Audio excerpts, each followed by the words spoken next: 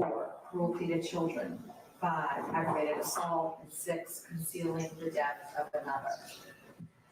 Now, before we go into the voir dire process, I want to explain to you that voir dire is the name of the process whereby the parties and the attorneys are given the opportunity to ask you questions, not for the purpose of prying into your personal affairs, but to allow the parties to explore any possible knowledge, leaning, or bias that you may have with respect to the parties, the witnesses, the lawyers, or any issues or subject matter concerning this case. You will be asked certain questions at the outset that are referred to as statutory questions. Those questions are specifically worded and required by state law to determine if a juror should be legally disqualified.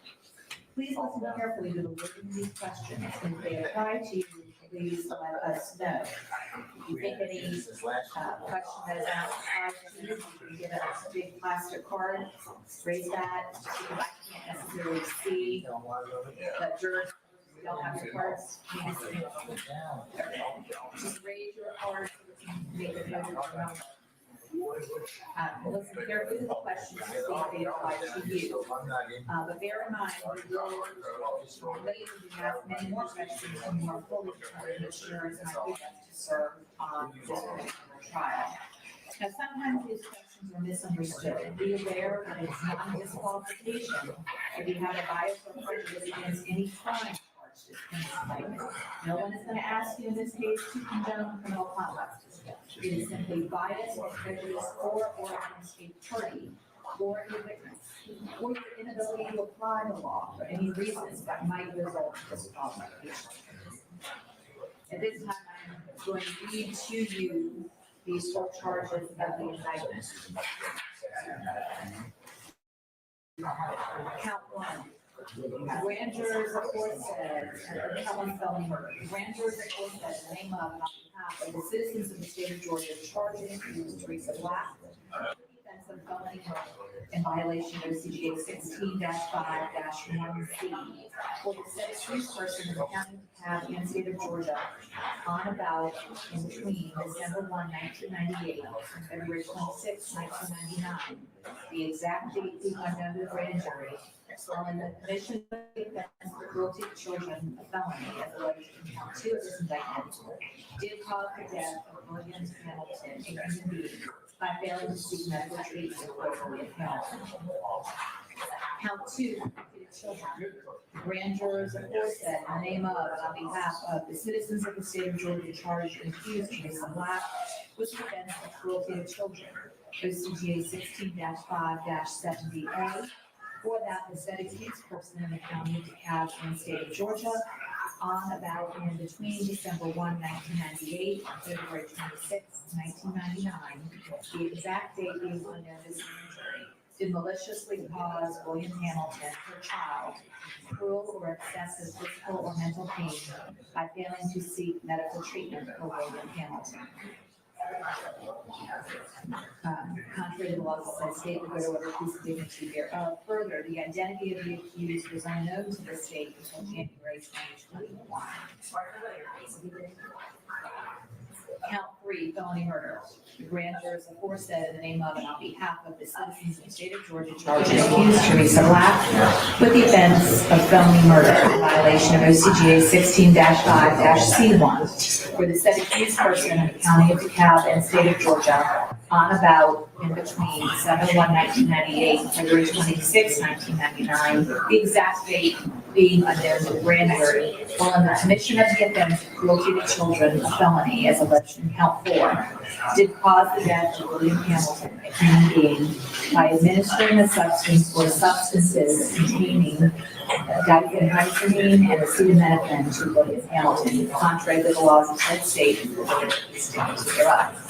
Count 4, cruelty to children. Grand jurors aforesaid in the name of and on behalf of the citizens of the state of Georgia charged and accused Teresa Black with the offense of cruelty to children, OCGA 16-5-70A, for that the said accused person in the county of DeKalb and state of Georgia on about in between December 1, 1998 and February 26, 1999. The exact date being unknown to the grand jury, did maliciously cause pain to her child, cruel or excessive physical or mental pain by administering a substance or substances containing diphenhydramine and acetaminophen to William Hamilton. Further, the identity of the accused was unknown to the state until January 2021. Count 5, aggravated assaults. Grand jurors are forced as in the name of, on behalf of the citizens of the state of Georgia, charged in the case of Teresa Black with the offense of aggravated assault in violation of OCGA 16-5-21A, where the said accused person in the county of DeKalb, state of Georgia, on or about December 1, 1998, and February 26, 1999. The exact date being unknown to the grand jury, did make an assault upon the person of William Hamilton with an object unknown to the grand jury, which when used offensively against the person was likely to result in serious bodily injury and did result in started at this point in time. Let me go ahead and take, we're back on the record in the matter of the state of Georgia versus Cleveland et al. And 22 SC 183572. Let me go ahead and take roll for the Count morning. 6, concealing the death of another. Mr. Stillwell, Grand jurors of Mr. course said in Botts, the name Mr. of Shannon. behalf of the citizens of the state of Georgia, charged in accused Teresa Black Mr. with the Williams, offense of Mr. concealing the Steele, death of Mr. another in Adams, and Ms. violation of Bernard. Good OCGA morning. 16-10-31. Mr. For the said Kendrick accused and person in the county of Mr. DeKalb, state of Weinstein. Good Georgia, morning. on about in All right. between December 1, Mr. Healy and Mr. 1998, Matthews February Jr. Senior. 26, Good morning, gentlemen. 1999. The exact date being Mr. unknown to Nichols, the grand Mr. jury, Harvey, and Ms. did Westmoreland, unlawfully and conceal the death of Mr. William Garland. Hamilton, Oh, there he which is. hindered Okay. the discovery of Good whether morning. William Hamilton And was then unlawfully Mr. Wright. killed by William Good Hamilton morning. in a wooded area All right. and lying about his whereabouts. Man, it seems like every time The I identity look of at the the state, accused was unknown they're to either the state. growing or they're changing parties. All right. All of this Ladies, Ms. Hillman, Ms. Love, good morning. Mr. Smith, Mr. Brown, and Mr. Adkins, good morning. All right. So those Okay, are the charges. And before I start asking you questions, I need to administer It's been brought to my attention that you. So I have all of our of you jurors stand are up here. and raise your right hands. also from looking at Odyssey, Do Mr. each of you Steele, swear or you have affirm been busy over the that you will give holidays. true answers to all I see questions right now, are there any of these asked by the motions court in or its limine I need to authority, take up at including this all point in time? questions asked by the parties or their attorneys Not at this point in concerning time. your qualifications as jurors in the case of the state of Georgia versus Teresa Black. So help you God. Please say yes if you You so. can, I don't know if I'll honor it, but you know, Thank you. Be seated. it depends. What's up? Your Honor, Your All Honor, right, already, now- but I presume that we're continuing with. Is there anybody here, these are the statutory questions that are required to ask by law. Anybody here who's related by blood or marriage to your cousins or closer to the district attorney, Sherry Austin, or to any of the assistant attorneys in this case? That would be Ms. Hodder or Ms. Jackson. Was run by Officer Stevens to Atlanta Police Department, arrest in 2014, it has not been admitted, it's not in the indictment. And that's where I got a photograph. And also, not to mention anything about when Mr. Williams was arrested on July 15th, 2015, that there was also a contemporaneous search warrant executed at his home. I'd like to, as we ordered previously, but make sure that we don't have an issue with either of those incidents, and also the double hearsay for what the valet people said about Mr. Williams and the other persons he was with, always quote caused trouble. They're not on the list. So that's a free thing. Does the state have any issue, or are there any? Have you advised or admonished your witnesses accordingly? We have, but we will remind Officer Stevens about that admonition. We did it prior to the break, but we will make sure we do it again. Is he testifying first, or? No, he will be testifying either second or third. Okay, so before that, just go ahead and do that, okay? Yes. All right. Anything else I need to take up before I bring up our jurors? So, thank you, Your Honor. Okay, all right. Sergeant, can you bring out our jurors for us, please, sir?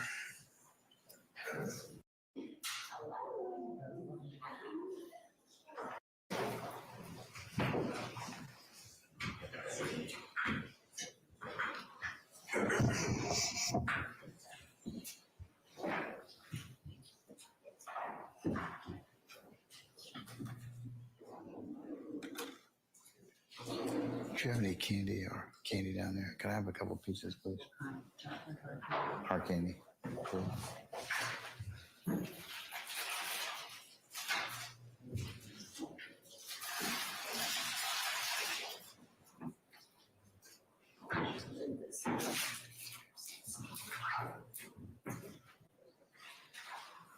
Okay.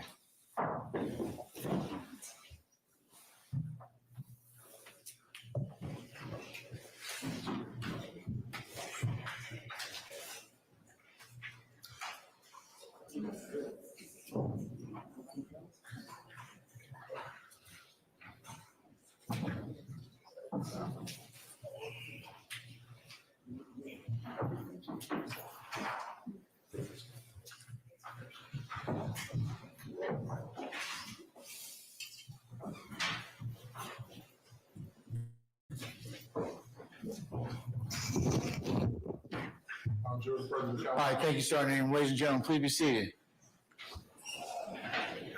All right, members of the jury, how we doing? Happy New Year to all of you. Happy New Year. All right, that's wonderful. Y'all sound good. Good.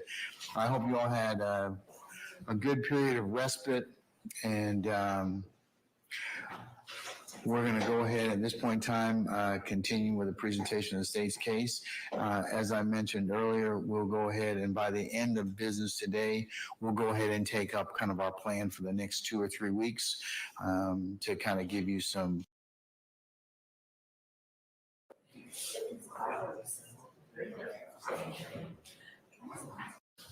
Thank you, Your Honor. Your Honor, the state will be continuing with Act 51 where we left off. The state called Dwight Hutchins. All right, summon Dwight Hutchins, please.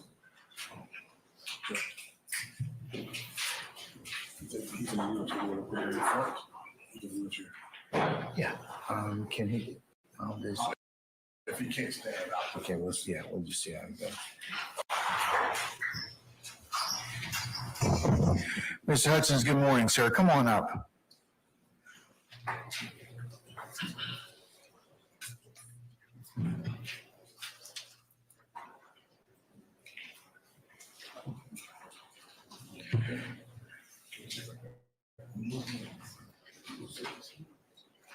Mr. Hutchins, would you prefer to stay where you are? Would you like to be assisted into the witness stand? Your choice. Yes, thank you. Okay, all right. Let's see if we can't.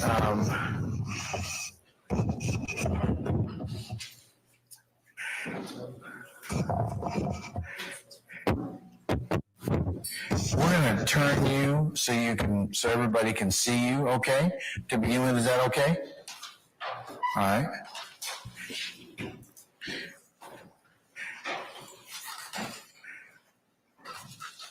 Christine, you okay? Yes. All right.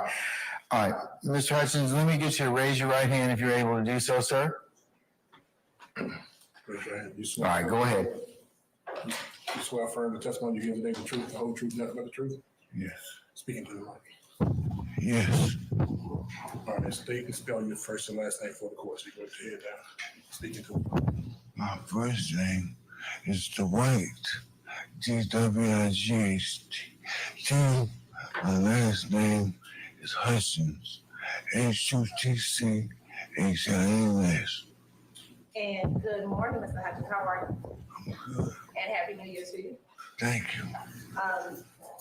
Mr. Hutchins, do me a favor. I want you to yell into that microphone, okay? So we can all hear you, all right?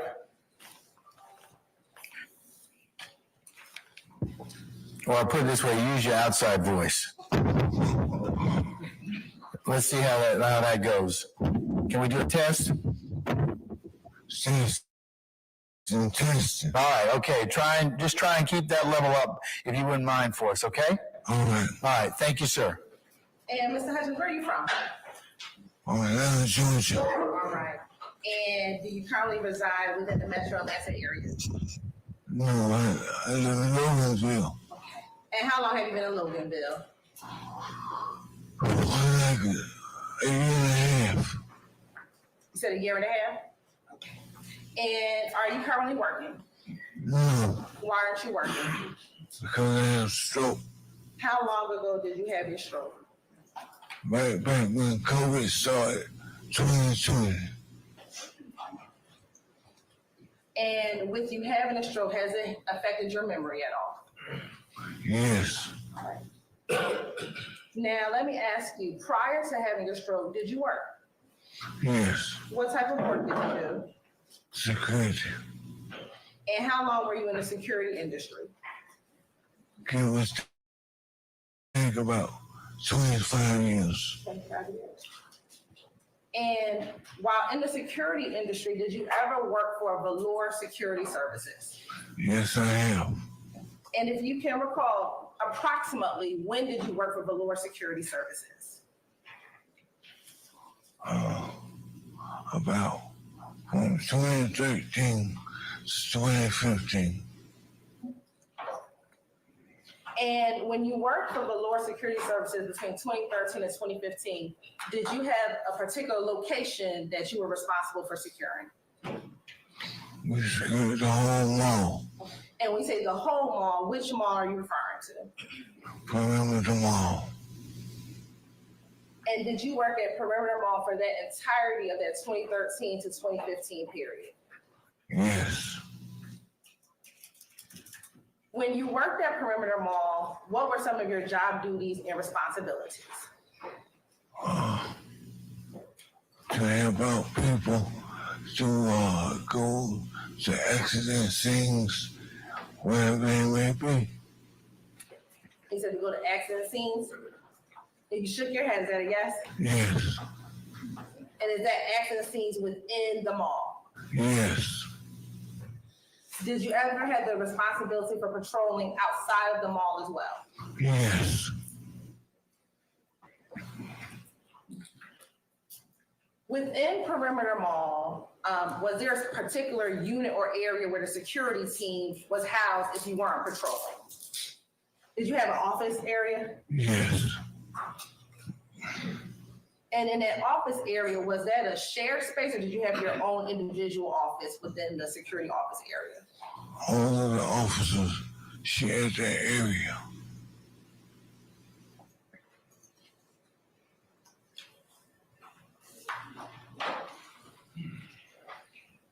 And was that area a secured area? Yes.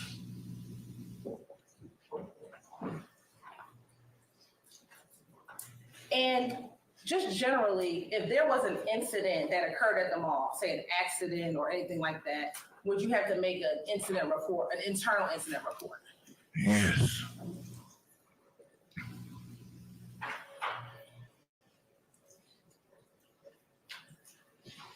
And generally, when there was, say, an accident at the mall, did you always have to call outside law enforcement, or was that only on certain occasions? No. It was only a certain occasion. Why would you have to call law enforcement out? If somebody slipped and fell and hurt themselves, well, catalytic converters, things of that nature. And we say catalytic converters, what do you mean? They were cutting them off. They were cutting them off at the mall. Yes. Like people would come up and cut off people's catalytic converters. Yes. If there were any crimes like theft, would you have to call the police? I wouldn't have to call him per se. Okay.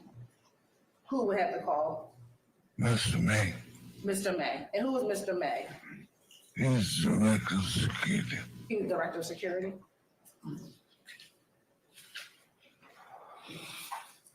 And was Mr. May your director of security the entire 2 years that you were at Perimeter Mall? Yes. As your supervisor, what was some of his responsibilities? As Mr. May, he was your supervisor? He was over the whole department.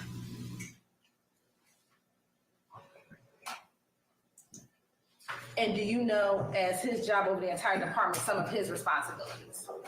No. Would he sometimes be called to assist you if you needed assistance? If I called him. Now, I want to direct your attention to July of 2015. Were you working for velour services at Perimeter Mall? Yes. And taking you back to July 2015, which is a while ago, did you have the occasion to encounter a group of men on hoverboards? Yes.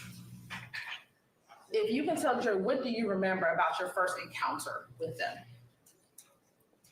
When my first encounter was when I spoke to them, I explained the policy that they could be injured and liability issue.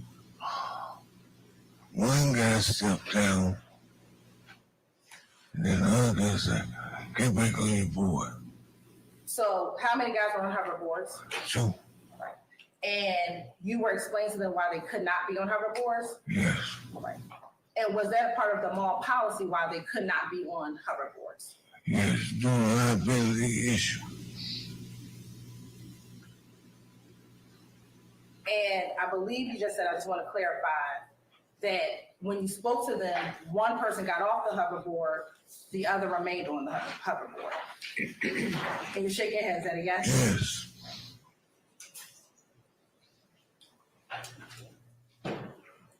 And the one who stayed on the hoverboard, I believe your testimony was, he told the other person to get back onto their hoverboard. Correct.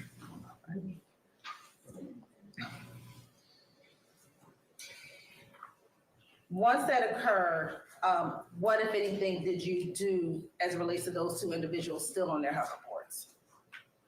I just kept explaining the policy. And did they say anything to you as you kept on explaining their policy? Your policy, though. They said they were leaving. What was their demeanor? I get tormented. It's all right. I'm sorry, say that one more time. Toward me, it was okay. Towards you, it was okay. All right. Now, when they did not get off of their hoverboards, what did you do? I called Mr. May. And why did you call Mr. May? That's for his job. When I can't help something, I call him. When you can't do what? Handle something.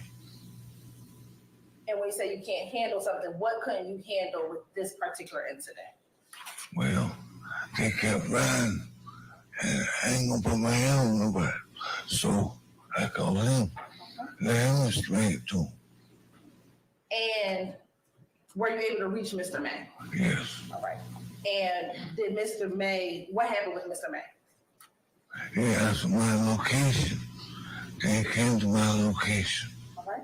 And what location were you at the time? Champs, And what type of store was Champs? a shoe store. And when Mr. May got to the shoe store, what happened? I advised him of my situation, and he went and spoke to him. And what happened when he began to speak with them?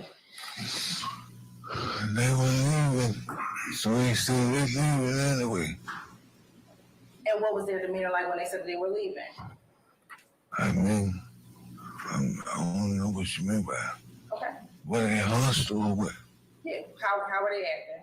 They were acting normal. They were just riding. They were just riding. All right. All right. And did they get off the hoverboard? No. All right. What happened next? We escorted them to the front of the mall, up the escalator. And were they still on the hoverboards when you Yes. escorted them out the mall? Yes. All right. And what happened after you escorted them out the mall? We escorted them to valet where they were parked. All right.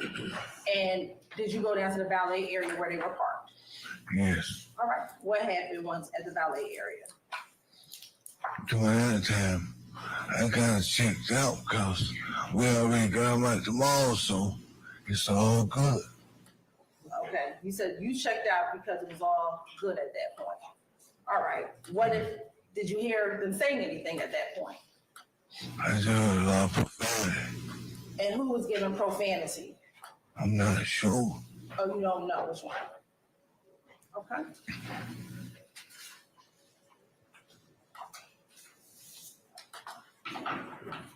Do you remember anything specific that they were saying? No. And you said they were yelling profanity. Was it the individual on the hoverboard yelling profanity? Just guys in the car. Just guys in the car. How many guys were in the car? 3 or 4.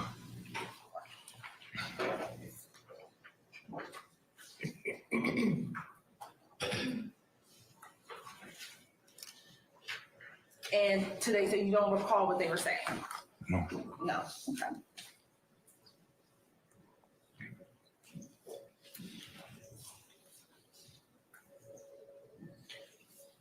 Now, back in 2015, did you have to make a report to the police regarding what happened at the mall with these 2 individuals on hoverboards? I don't think they were in a police report. Did you ever remember talking to the police about what happened? No. You don't remember? Okay. Do you ever remember writing a statement? No. Okay. Do you ever remember seeing a statement with your signature on it? Yes. All right. Permission to approach, Your Honor? Give me a minute.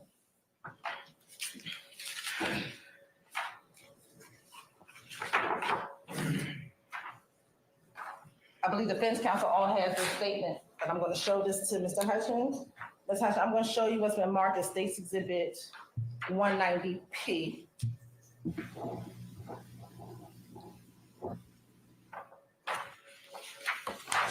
And looking at State's Exhibit 190P, do you see your signature on State's Exhibit 190P? It looked like mine, but it's not mine. It looks like your signature, but it's not your signature. That's how I write now. That's not how you write now. I write like this now. Okay, but back in, you're saying, but back in July of 2015, that's not how you wrote. No. All right. Let me ask you, looking at that document though that has your name on it, is there a date indicated on that document? Yes. Yes. You have an objection? Yes. Basis. Document has been, Basis. a document has been disowned. There's no foundation. Foundation, okay, that's what we're looking for, all right. Your Honor, it's impeachment. And he's saying I don't want to do a speaking. Okay, all right. Your Honor. I'm gonna overrule your objection, so you may proceed this time. Is there a date on that document? Yes. Okay, what is the date? 7/7/2015. Okay. And in looking at the document, you've had the opportunity to read this document previously? Yes. Okay. And is this document written in first person, meaning as if you wrote the document? Your Honor, same objection. Given what I've learned already by the witness, I'm gonna give him a little attitude, Mr. Steele. I'm gonna overrule your objection, okay? Ordinarily, I wouldn't allow them to leave, but I'm gonna, in this particular circumstance, make an exception, okay? Is it written in first person? Yes. Okay. And so it says, I, Officer Hutchins, right? Correct. And this document also has a date in which it was written, right? Yes. What is the date that the document was written? July 7, 2015. All right. And this same document was written closer in time to the incident that we're referring to, which was July 2015. I can't say. You can't say, but there's your signature. It looked like mine, but it's not mine. All right. And there's a date of July 7, 2015.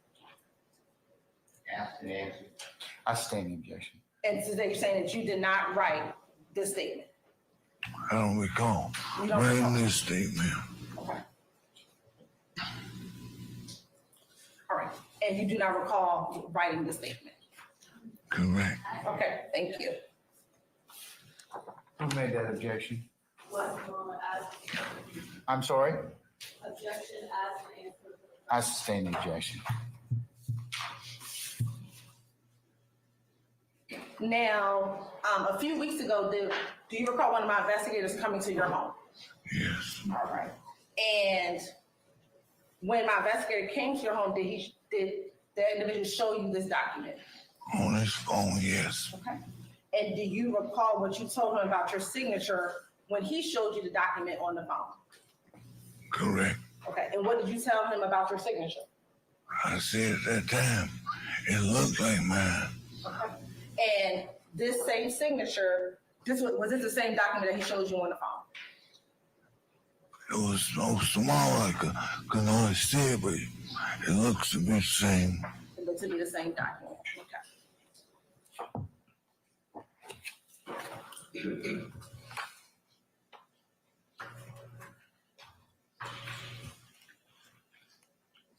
Now, Mr. Hutchins, as it relates to, you said that you kind of had to escort these individuals from the hoverboards out of the mall. Was this your first time ever having to escort anyone out of the mall? No. And when you previously had to escort individuals out of the mall, do you always have to call the police when you're trying to escort individuals out of the mall? Objection, relevance. I sustain the objection. On this incident day, back in July 2015, were the police called after this interaction with the individuals on hoverboards? Yes, they were called, but I didn't call. You did not call, but they were called. All right.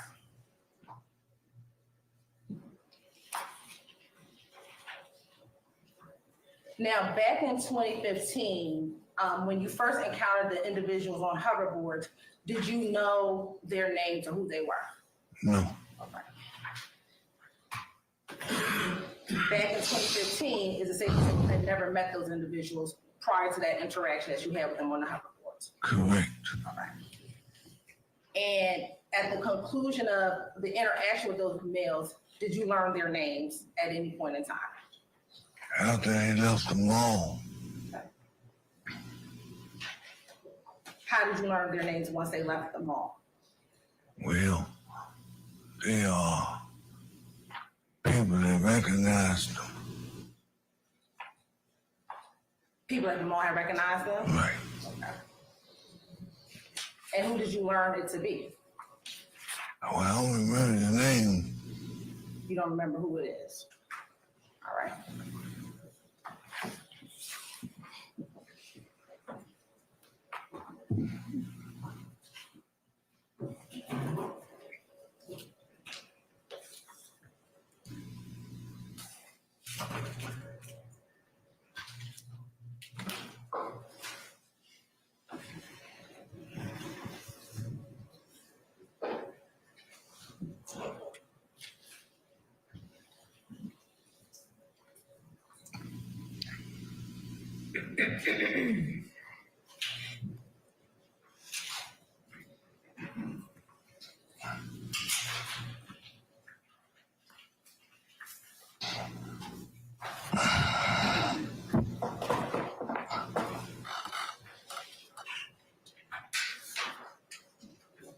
I'm going to show you what's already been admitted as State's Exhibits 184P. And I'm going to hand this to you. Sure.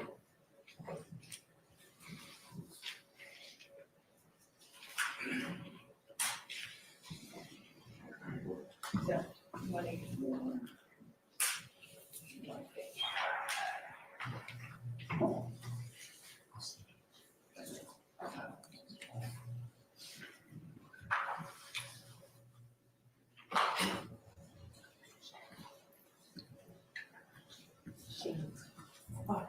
Mr. Ernst, then Ms. Sharon capabilities.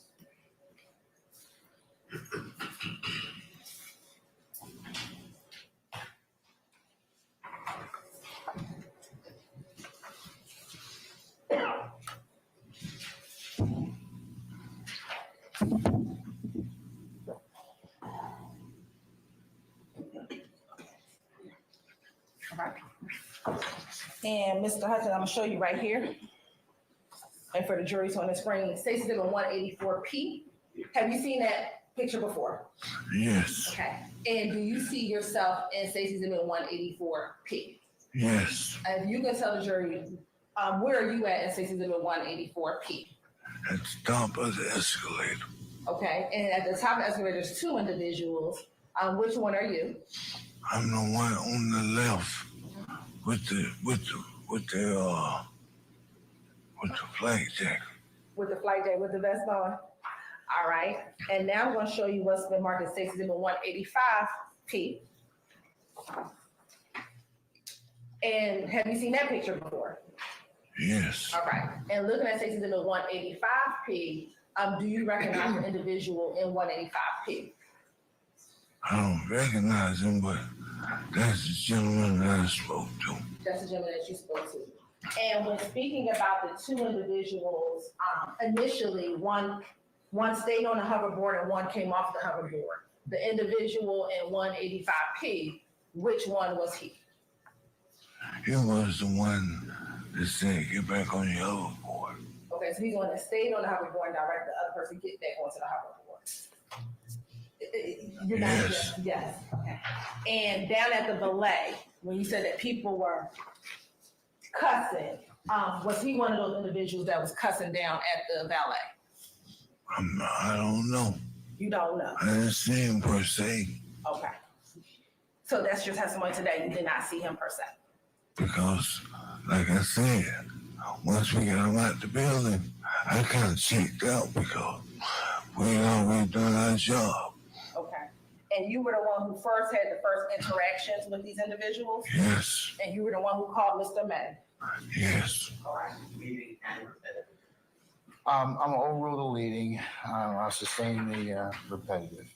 I have no court's indulgence. All right.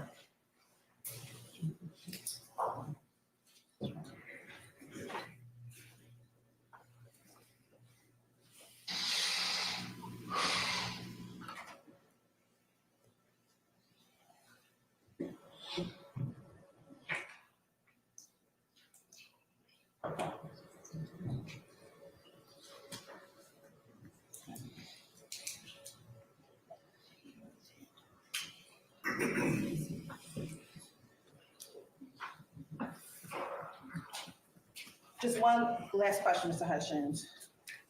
Earlier, you said that the demeanor, earlier, you testified that the demeanor, that they weren't fussing and cussing towards you. Were they fussing and cussing towards anyone else earlier in the day? Earlier in your interaction? No, No, you don't recall that. they were not. Hold on, basis. I'm gonna overrule the objection. Also object, Your Honor. I'll overrule the objection.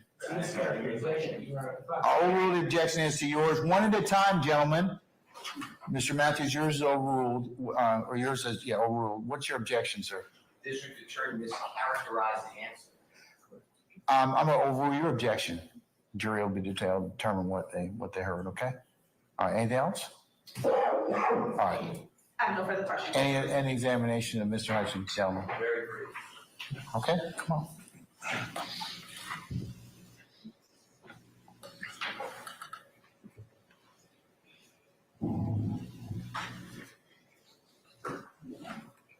For ease, question in that corner. You may, sir.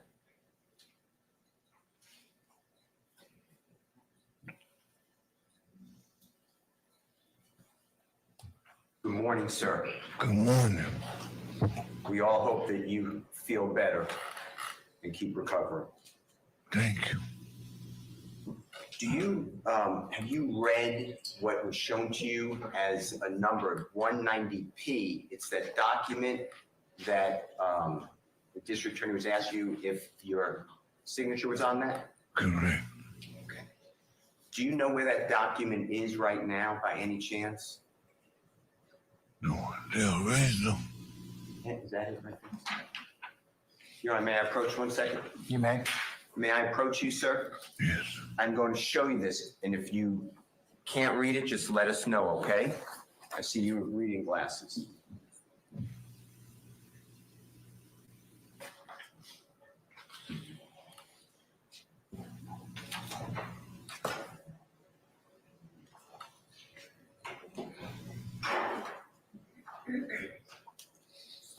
I'm ready. With your permission and the court's permission, I just want to ask you a couple of questions for that document, okay? The district attorney was saying that it was written. Is that a written document or a typed document? It's typed. Okay. And the only part written would be at the bottom of that document, is that fair to say? Yes. With a, I'm not saying, I understand, it's your testimony, purportedly, meaning potentially or seemingly your signature and then the date of 7/7/2015. Is that true? I mean, what's the question again? That's the only handwritten part Yes. of 190P. Okay. And in that document, even the type part, you never mentioned anything about any of the people on the hoverboard being rude to you or Mr. May in the mall. Is that true? Correct. And what you do write is that you were being ignored and Mr. May was being ignored about your warning to please get off the hoverboard, and it could be a dangerous situation for them as well as others. Is that fair to say? Correct. And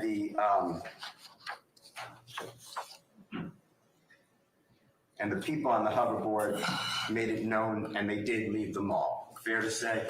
Yes. And then they went peacefully to their car. Yes. And at that point, the way you recall is it was pretty much they were leaving. It was over. Any issue was over. Is that fair to say? Yes. Okay. But then in this statement, the 190P, it's written that Mr. May continued to ask them to leave the property.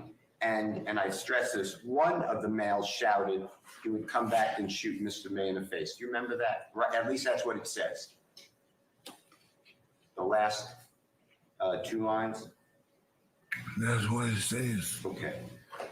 And you never identified anybody as saying that. You were just saying that it came from the car. Fair to say? If this is yours. Well, all I ever, like I said, was a lot of profanity. Okay. All right. And you don't know Mr. Jeffrey Williams, do you? No. And you don't know a performer known as Young Thug personally, do you? No. All right. Thank you so much for your time. I can take that from you unless you need to see. Thank you, Your Honor. Anyone else? Anything further from the state?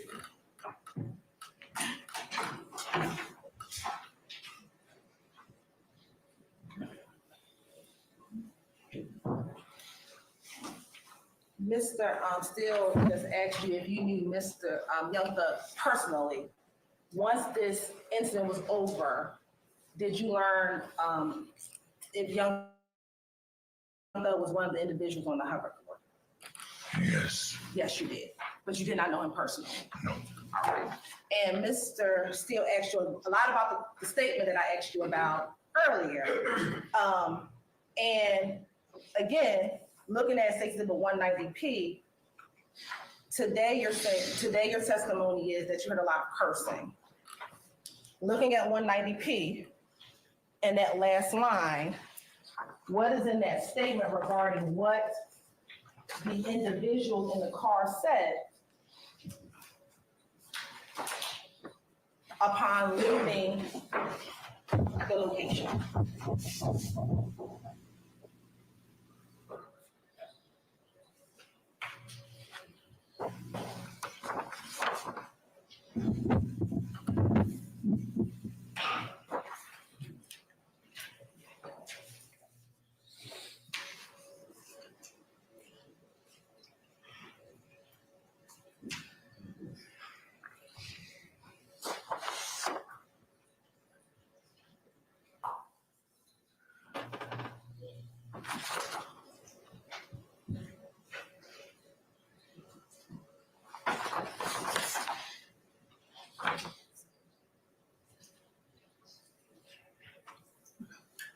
So regarding that statement, do you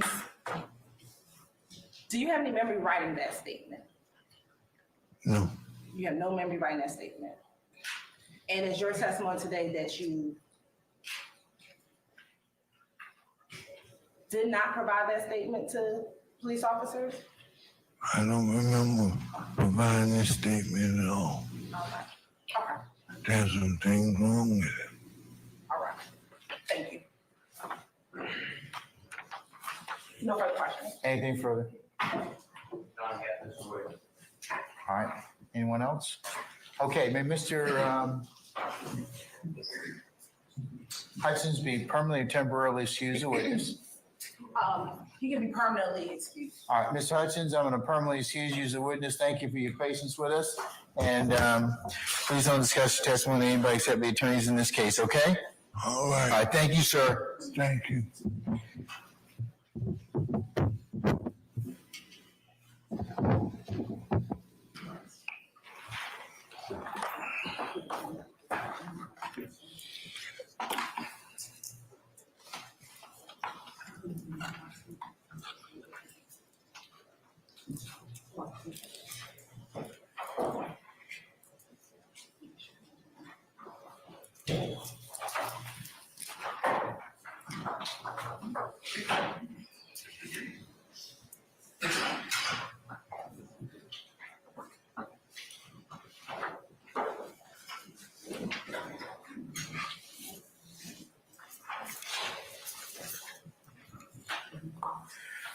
All right, call your next witness. You got our state cause, Mark Stevens, is it? All right, summon Mark Stevens, please.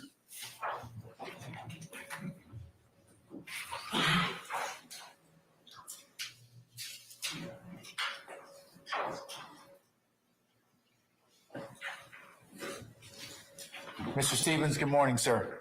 Sir, if you could please approach the witness stand. Once you get there, if you'd be so kind to turn and face Sergeant Ingram, who's sworn as a witness before you sit down.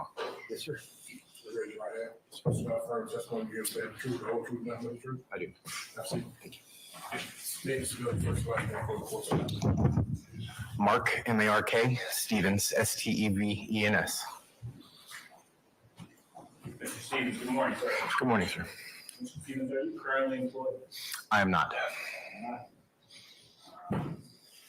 Where did you work prior? In November, I retired as a police officer from the Dunwoody Police Department Okay. And prior to your retirement, where did you work prior to your retirement? with the Dunwoody Police Department. How long did you work for the Dunwoody PD? Almost 15 years. Mr. Stevens, what units were you assigned to during your time with DOD? When I was hired as a patrol officer. In 2016, I was transferred to the community outreach section. What were some of your responsibilities as a patrol officer? To answer 911 calls or any other call for service, enforce traffic laws, and those were our two primary. And what years were you assigned to the patrol unit? I started in 2009 with the Dunwoody Police Department and I was a patrol officer until January of 2016. And were you board certified during that time? Yes, sir, I was. So on or about July 7, 2015, did you respond to a call at the perimeter mall? Yes, I did. What was the nature of that call? It was a threats call. After you arrived on scene, who did you speak with? I met with the Director of Security, Chris May. And to your knowledge, was the person who made the threat still on scene? No, Were you given any vehicle information to identify the person who made the threat? yes, sir. It was a white four-door Jaguar with a partial Georgia temporary plate. And were you able to get any information with this partial tag? No, sir. Unfortunately, there was a digit missing, so no returns were available. Mr. Stevens, who else did you speak with to identify the person who made the threat? After I spoke with Mr. May and I both spoke with a gentleman named Reggie. He's the manager at Champ Sports. Without telling me what he said, were you able, was the manager of Champs able to identify it? Yes, he was. What was the name of the person he identified? He identified the subject that made a previous purchase as a rapper known as Young Thug. Was Mr. May able to identify the person who was present? Yes, he was. And how did Mr. May identify the person? Mr. May did an images search on his phone and pulled up a picture where he identified that that person, the photo in the photograph, was the one that made the threat against him. And once you learned the person's name was Young Thug, what did you do? At the time, I was just still gathering more information. Once I was done with that and left the mall, I went back to do I did some further searches to try and determine a government name for the individual known as Young Thug. And what did you determine the legal name to be? I was able to determine it was Jeffrey Williams. Did you prepare an incident, a report for this incident? Yes, sir, I did. Mr. Stevens, do you recall what the language of the threat was? It was paraphrased. Mr. May did not provide an actual quote. He just said that Young Thug said that he would shoot Mr. May in the face. Did you take out any arrest warrants or any other additional charges? No, sir, I did not. I completed my incident report and forwarded it to the case investigator, and the investigator is the one that swore out a warrant. And did that complete your involvement with this case? Yes, sir, it did. Court's indulgence? Yes, sir.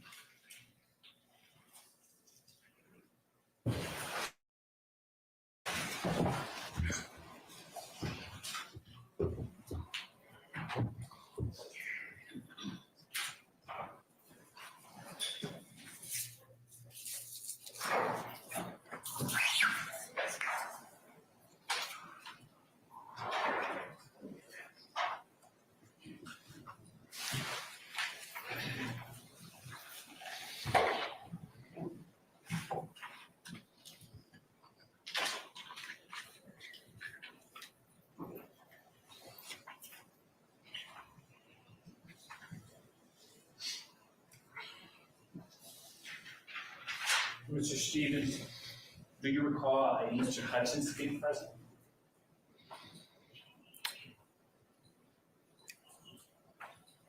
The name I do not recall off the top of my head. It's possible that might have been one of the security officers involved, or, but the name does not. I don't recall the name off the top of my head. No.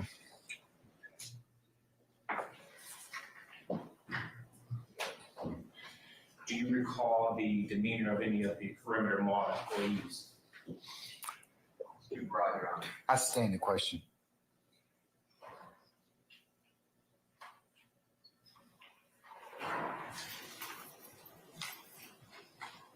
Who do you remember being present during this interaction?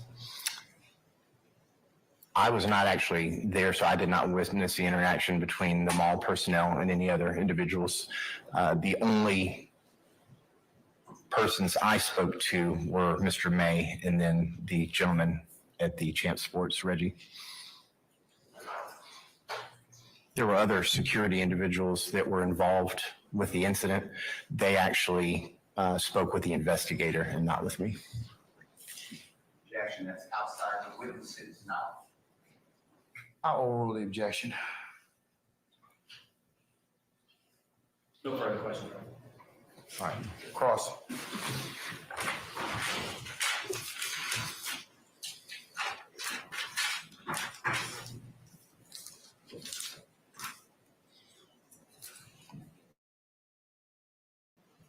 Good morning, former officer. Good morning, Counselor. Thank you for your service. Thank you, sir. If you need to see anything with the report to refresh your memory, just let us know. If it's in front of you, just let us know that you're looking at something, okay? Yes, sir. Okay. Just want to ask you a couple of things. I think this is clear, but just to breeze through this. You were not there at the time this supposed incident occurred. Is that fair to say? That is correct. You get a call later through your dispatcher coworkers to come to Perimeter Mall and you do it for the unit. That is correct. Am When you arrived at Perimeter Mall, you met with two people. First, you met with, who pronounced themselves as the security officer for the mall, named Mr. May, Christopher May. Is that fair to say? Yes, sir. I met with him first. And you got, there, you don't have any information, so you needed to get information from Mr. May. That is correct. And he provided you information. That is correct. He was cooperative with you. Yes, sir. And you took notes. Yes. And then those notes get memorialized, is my word, but written down into a police report or an incident report. Is that all fair to say? Yes, sir. That is correct. And you do that timely because you go on different events for the community. So this way, when it's fresh in your mind, you write down. Fair to say? Yes, sir. And that's what you did in this case, right? That is correct. And in fact, your report, let me just make sure I'm right. It's dated the same day, 7/7/15, which is July 7, 2015. Yes, sir. I looked at it earlier. It was written the same day of the reported incident. Okay. And I want to talk to you about some things that Mr. May told you, okay? Yes, sir. Now, Mr. May explained to you that there were 3 men inside a white Jaguar vehicle. Is that fair to say? At the end of the incident, yes. Initially, it started in the mall. Okay. And we could go backwards, but that's the issue with you. That is correct. Okay. Anything you need to say beforehand, just let me know. You'll tell the jurors, okay? Yes, sir. I'm just getting to the issues. Yes, sir. All right. And Mr. May explained that it was a 4-door Jaguar vehicle. That is correct. And they gave you a partial tag, that's why you couldn't run the numbers. It was just missing a digit. Yeah, I believe it was missing 1 digit. Yes. And then according to Mr. May, he explained to you that the rear passenger told you that if Mr. May continued to approach, he would shoot Mr. May in the face with a gun. Remember that? That's essentially my recollection from reading the incident report, yes. And it was that Mr. May was approaching the person, and the person said, "Get back, otherwise," and whatever the statement is, he would shoot Mr. May in the face with a gun. That's what Mr. May said. That is correct. Okay. This isn't on any recording, right? As far as I know, it is not, sir. It wasn't recorded by me. And when you're there at the mall, nobody else came up to you and corroborated that corroborated means Yes, sir. supported. Yes, sir. Said the same thing. That Mr. Williams, the young thug, made that statement. Is that fair to say? During that incident, yes, that's correct. And then Mr. May also told you that after that statement was made, then Mr. May backed away and allowed the Jaguar vehicle to leave the mall. True? Yes, sir, that's correct. That Mr. May was holding the Jaguar vehicle at that time. He wouldn't let it leave. That's what he told you, right? He was trying to, what he told me, he was trying to get them to cooperate. The only thing Mr. May wanted to do is issue them a criminal trespass ban and was trying to get them to cooperate. And the jurors may not know what a criminal trespass ban is. That means that a person or people are notified, please don't come back on this property. That is correct. It has nothing to do with any certain type of, they have the right to say, we have a reason to ask you not to come back to the mall again. If you are, you can be prosecuted for it. So that is correct. And because Mr. May, to his satisfaction, did not get that message across, he was detaining that vehicle. Is that what he explained it to you?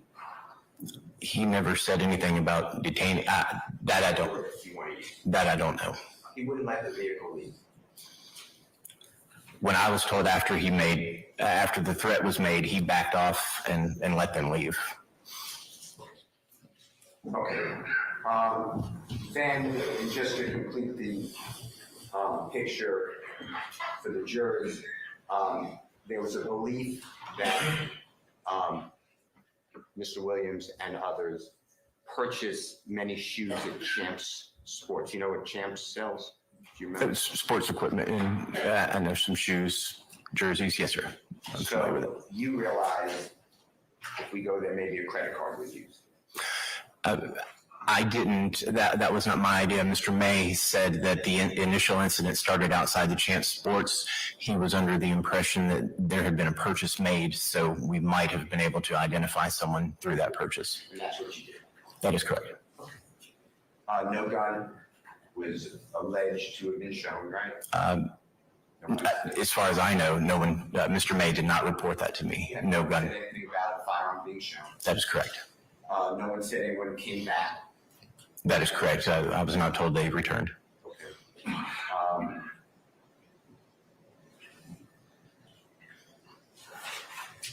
You wrote this up as a disorderly conduct. Do you remember that?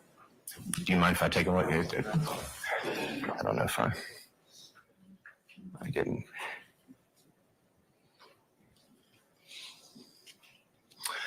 On the incident report that I have, sir, the crime incident is listed as assault intimidation. Do you see the top? Maybe we're looking at different reports. See the top center, and otherwise let me approach and see what you're looking at. Yes, sir. I have the incident report that, and I'm working. Right, may I approach and see what you're looking at? You may. Counselor, this is the incident report that I did. If it starts with Dunwoody Police Department, the crime is listed here. The one that I have is assault intimidation. Can I look at it for a second? Absolutely. You might not turn the page. No, absolutely.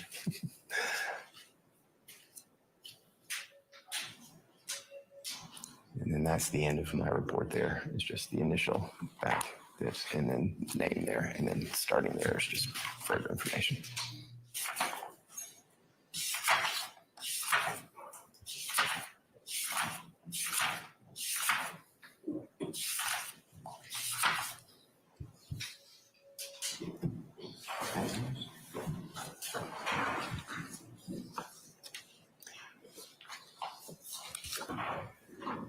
I'm showing you, you know what, let me show you this report. Well, Counselor, but I see what you're saying. I don't know why it is. It might have been changed because right here it says. Let me just show it. Oh, yes, sir. But I'm just saying, did you see that one too, though? Yeah. Okay, I just want to make sure you saw it. Show it to me. No, absolutely. I'm not going to interrupt you. It is not a problem. Sorry, I just want to show it. These are documents you brought.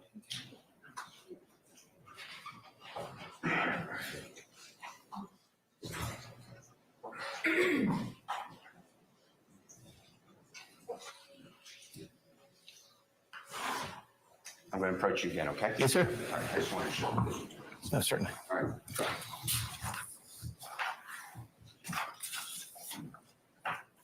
You just remember. Mhm. Okay. So, if you don't mind looking at, I think yours is, what is that, page 3? Yes, That you were looking at? that is correct. And that's your incident report, right? It has my name down at the bottom as the reporting officer, yes. Okay. I'd like you to look also at page 25 on the lower right, and I handed it to you. I showed the district attorney already. Yes, sir. That's your, Objection, Your Honor. Gracious. I believe that's the witness's report. good question. Let me see it, please. What are you questioning from, Mr. Steele? May I start? Yeah. Okay. I've just got the babysitter to do it. That's right.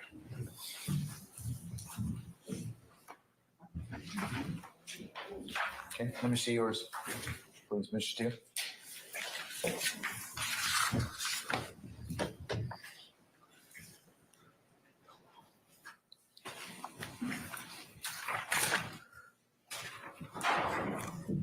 Can I see yours again, please,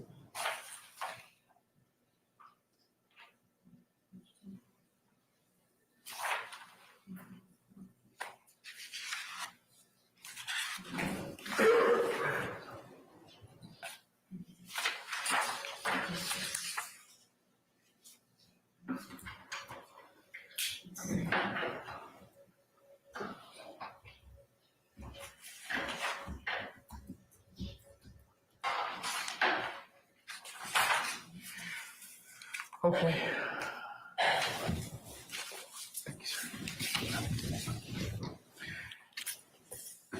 Mr. Steele, in order to ask him, I'll sustain his objection. In order for you to ask more questions, you're probably going to need to clarify what you're showing him. Can you turn to page, what is listed 25 on the documents you brought with you?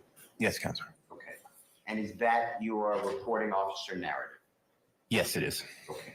And is that either substantially or identical to what's on page 3 of the same document you came, which is also reporting officer narrative, except for what's in the center top? The center, the narrative appears to be the exact same on both pages. There is slightly different wording at the top and at the bottom. Now, my question to you is, do you know how on page 25, whether you put in disorderly conduct in the center for the offense? To be honest with you, I do not recall how I termed it. All right. Can you explain to the ladies and gentlemen of the jury how the report, your report, got changed or altered from page 3 to page 25, specifically from the offense, like you told the ladies and gentlemen of the jury what you were looking at, assault, intimidation versus disorderly conduct? Can you explain to them how that changed? Unfortunately, I do not. When we file an incident report, we select a crime type or types. It is chosen by the reporting officer. Once we submit that report, we don't have the ability to change the type, the narrative, anything. It seems that one is dated 2015, listing disorderly conduct, and one is dated printed out 2022, lists assault, intimidation, but that could not have been done by me. I don't know how that happened, to be honest with you. You would have done that, would you? No, our system doesn't give us the ability to go back and modify. And the disorderly conduct is the reporting officer narrative that was in July 7, 2015. Is that fair to say? Yes, it says date and time of the report is July 7th. This was printed on July 9th and listed as disorderly conduct. That's pretty much concluded your work on this case. Is that fair to say? That is correct. After the incident report, the detective handled the case from there. Thank you again. Thank you, Counsel. Any further examination? Any further redirect, sir? Just briefly on.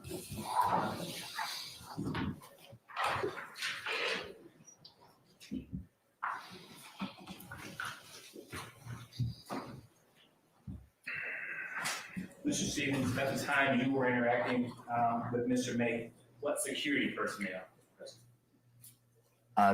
If you recall. If what? If you recall.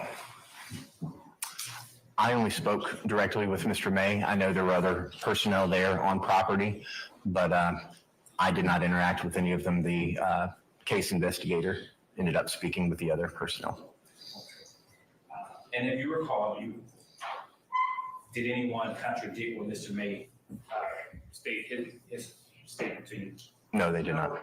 I'll object to the form of the question. Basis, I sustain the form of the question.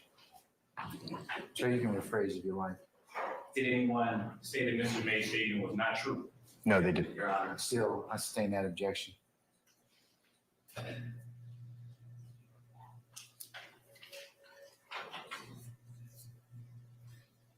Was this a direct quote by Mr. May? No, a direct quote was not provided to me. Mr. Steele asked you if Mr. May said, if you approach, I will shoot you in the face. And these were not, were these exact, Mr. May's exact words? No, sir. I paraphrase what is said. If a direct quote such as "my name is Smith" is used, I use quotation marks to note that that is a direct quote used by an individual. Without direct quotes is only paraphrased. Did you put, No further questions, Your Honor. Anything further? All right. At this point in time, may Mr. Stevens be permanently temporarily excused as a witness? Permanently, Your Honor. All right, Mr. Stevens, I'm going to permanently excuse you as a witness. Appreciate your patience with us. Just don't discuss testimony with anybody except the attorneys in this case, okay? Yes, sir. All right, thank you, sir. Thank you, Judge.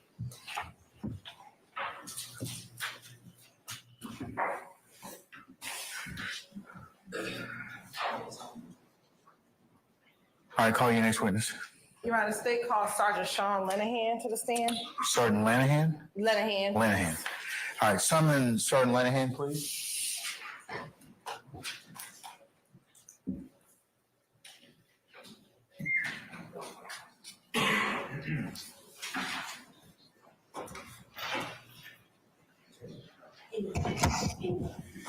Sergeant Lenahan, good morning, sir. Sir, if you would please approach the witness stand. Once you get there, if you would turn and face Sergeant Ingram and be sworn as a witness before you sit down, sir. Yes, sir. All right. Raise your right hand. You swear firm testimony you give the truth, the whole truth, and nothing but the truth? I do. See, states the name, of course. I'm Sergeant Sean Lenahan, first name Sean, last name Lenahan. Len, no, N is in November. Ahan. Yes. And Sergeant Lenahan, where are you on? With the City of Dunwoody Police Department, And how long have you been with the City of Dunwoody Police Department? 11 years. And what's your current assignment? I am a patrol supervisor, sergeant on the road, And how long have you served as a sergeant? since 2015. And prior to your role as a sergeant, what did you do for Dunwoody? Prior to that, I was a detective in the criminal investigative division, and prior to that, I was a patrol officer. And how long did you serve as an investigator within the criminal investigation division?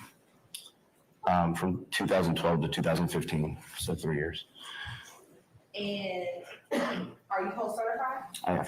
And were you post-certified on July 7th, 2015? Yes. If you can tell the jury briefly, what were some of your job duties and responsibilities as an investigator in the criminal investigation division? To follow up on any criminal needs that we may have for on different cases, different types of cases, to make arrests, also to I guess make court appearances and things like that in reference to cases. Now, in the Dunwoody Police Department, as a criminal investigation, as an investigator in the criminal investigation division, did you have a particular area that you were assigned, or did you handle any case that came up in all of Dunwoody? Any case that came up in the city of Dunwoody? And Perimeter Mall, is that within the city of Dunwoody? Yes. I want to direct your attention to July 7th, 2015. Did you have the occasion to investigate a terrorist threat incident that occurred at that location? Yes, ma'am. How did you first get involved with the investigation?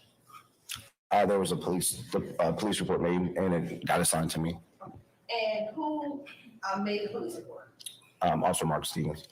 Officer Stevens. Mm-hmm. And you said, that yes? I'm sorry, yes, ma'am. And what was your understanding of what you had to investigate? My understanding was that there were two gentlemen at the time riding foot scooters or hoverboards. Who was it? Is that Mr. Steele? Yeah. Your Honor, the testimony has comment is no longer here. Mark Stevens just testified. Yeah, I'm gonna, well, why don't you, I'm gonna stay in the objection, lay a little more foundation. When you got the police report, did you review it? Yes, I did. And once you reviewed it, what was your understanding of what you needed to investigate? Objection. I'll overrule the objection. Go ahead. Okay. My understanding was a terroristic threat of a person threatening to shoot another person in the face with a gun. And in order to investigate what occurred, what did you do? So I set up a meeting with the witness and the victim, or the victim and the witnesses that were present. And then I went over to the mall and met with the three, I think it was three witnesses and the victim. And, I'm sorry.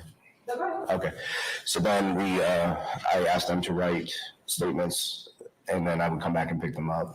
Each person to write their own statement, and I would come back and pick it up. And then I left the scene, or I left the office, and then I went back and did other things and came back and picked it up another day. So let's slow that down. Okay. You went super fast. Okay, All right, so you said that your responsibility was to investigate a terrorist attack. correct. And when did you first get the police report handed to you? Do you recall? I believe it was July 7th, 2015. And let me first ask, on July 7th, 2015, you first get the report from Officer Stevens. Did you go to the mall on that day or another day? I believe it was the next day or the day after. I'm not sure the exact day, but it was shortly after that, yes. And when you went to the mall, what did you do? I met with them in the security office. So let me ask you, said them. I'm sorry, the victim, Chris May, and the three witnesses, turned out to be three witnesses that were present during the threat. Okay, so you said Chris May was the victim. Who were the three witnesses that you met with? The exact names, I think Hutchins was the last name of one of them. The other one was, can I look at my notes, or do you want? Well, let me approach. We're looking at a copy of your report, refresher memory as to who you spoke with. It wasn't you. Okay. Mhm.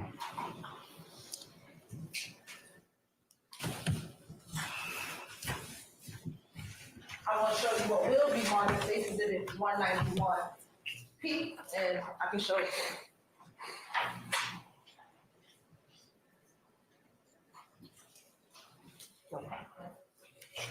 I'm going to show him the entire package. I'm going to record him to.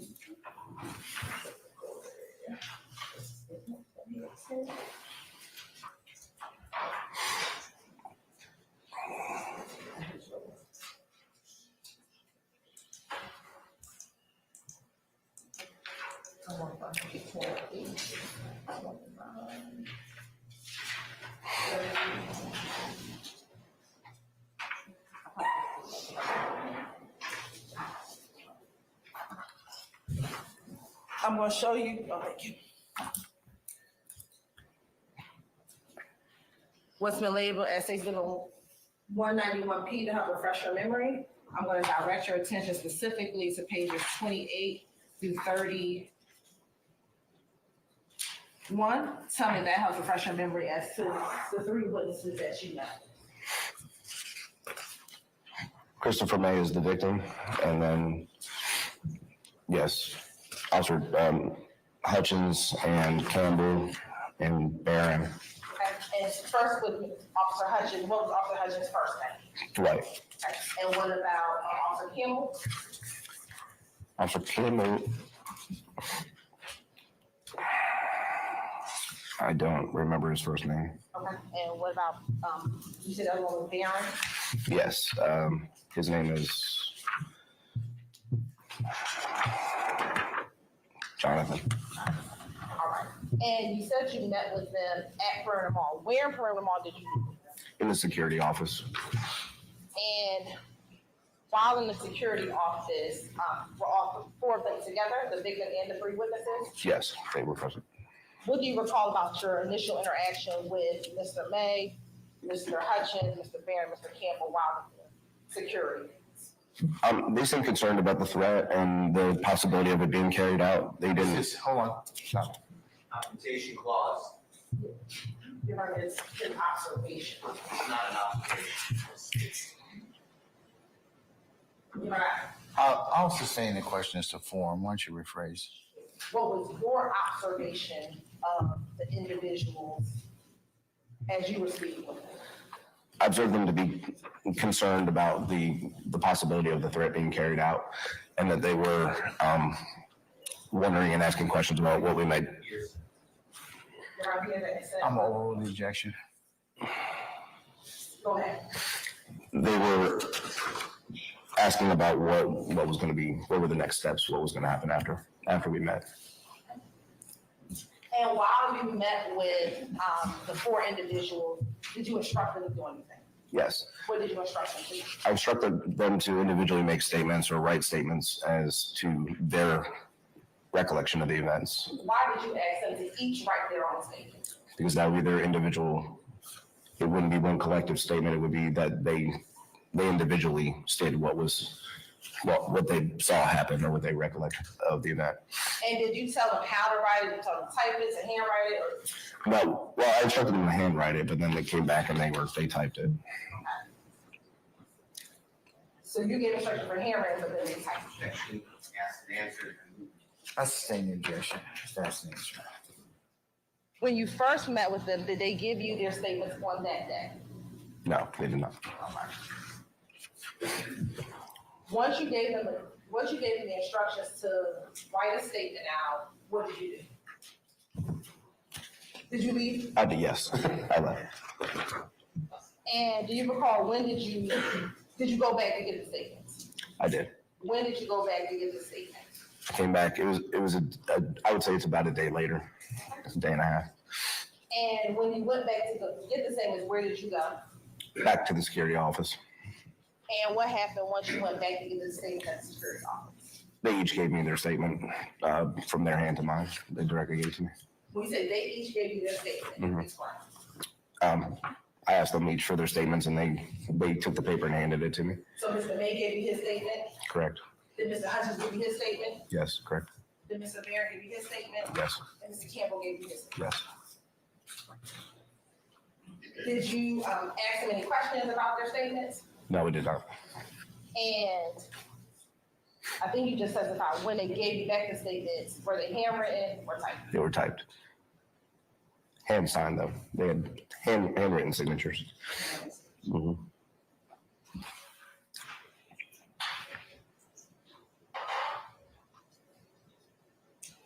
Once they gave you their statements, did they appear that they were forced to give you the statements? No, Did they appear as if they didn't want to give you the statements? no. Permission to approach? You may. I'm going to show you what's been marked as State's Exhibit 190P. Do you recognize State's Exhibit 190P? Exactly the same as you showed. That's the same 190P from earlier. I recognize it as Mr. Dwight Hutchins' statement. And is that the same statement that you received from the Dwight Hutchins hands back in July 2015? Yes, And does that appear to be the type statement with the signature of the Dwight Hutchins that you received from him back in July 2015? yes.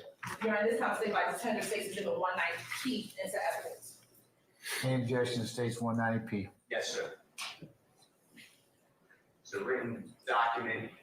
Would not go back with the jury, and there's no question, just identifying something. Can you all approach a second, please?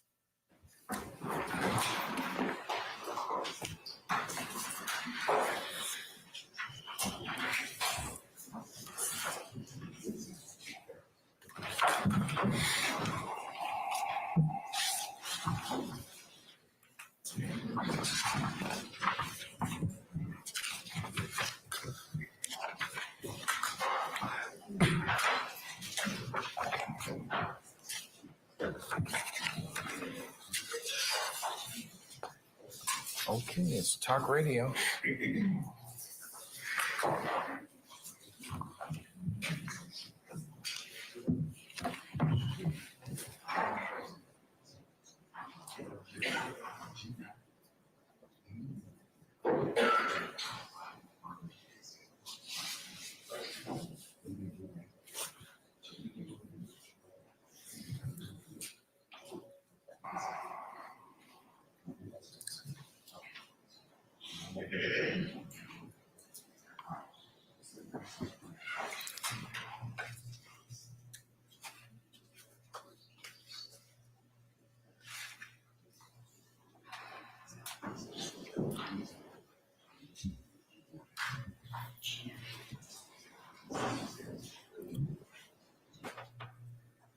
Can't hear him, Judge.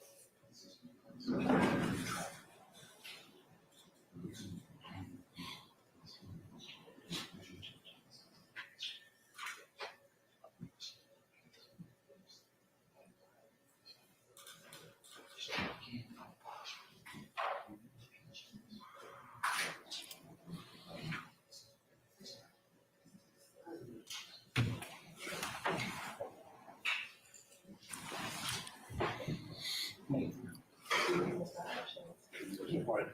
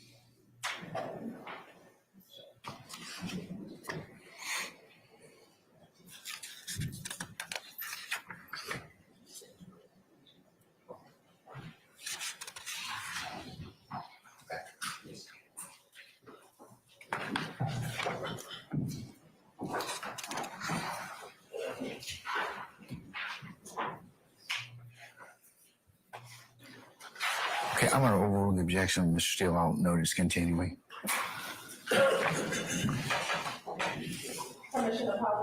You may, madam.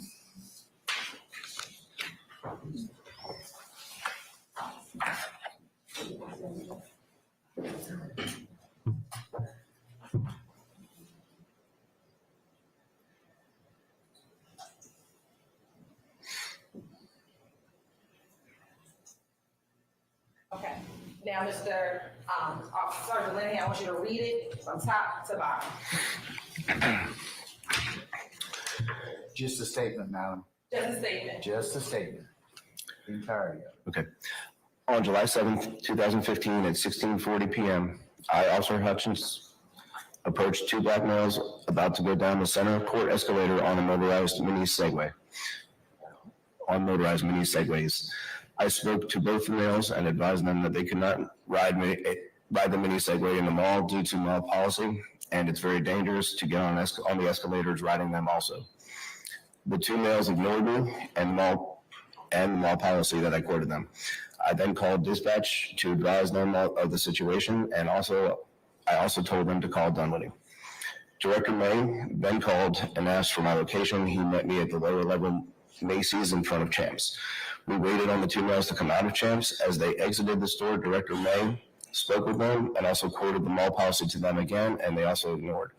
They kept riding the Segways to the center court and was saying that that we are leaving, as Mr. May was telling them that they needed to get off the mini Segways.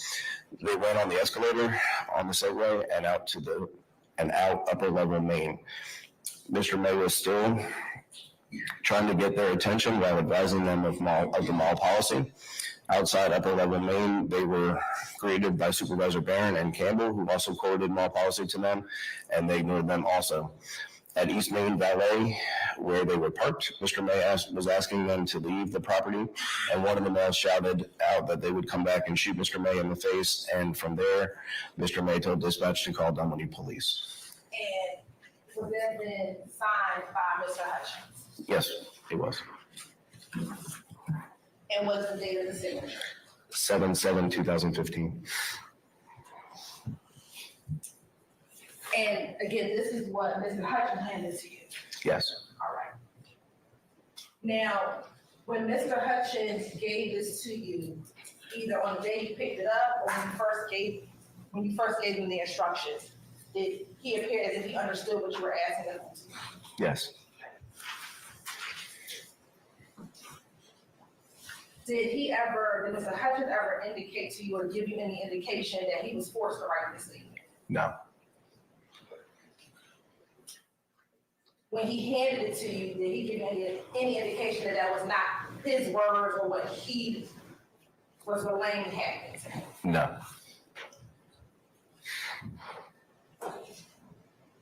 When you initially gave the instructions to write your statement, did Mr. Hutchins ask you any questions? Do you remember him asking you any questions about what to write in the statement? I don't know. No.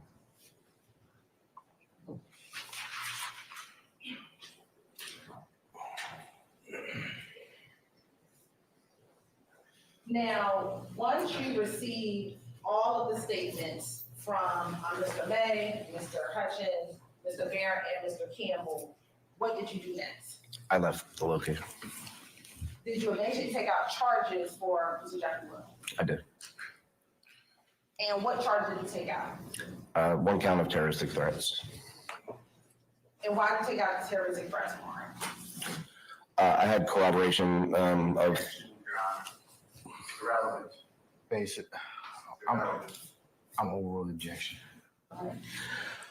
I took out the threat because I had the corroboration of 3 witnesses that heard the threat, and the threat is to harm or seriously injure or kill Mr. May. Use the word corroboration. What does that mean? The three witnesses all had the same recollection of what happened, and they stated that to me. If you did not have corroboration, would you take out those warrants? No.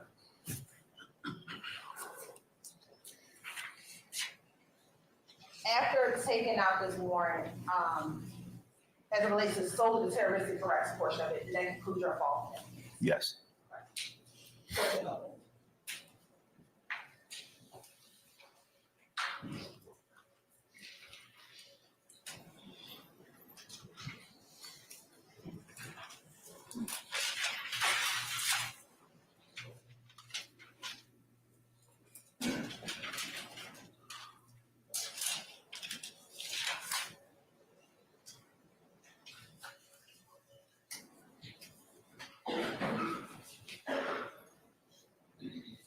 No further questions. Cross.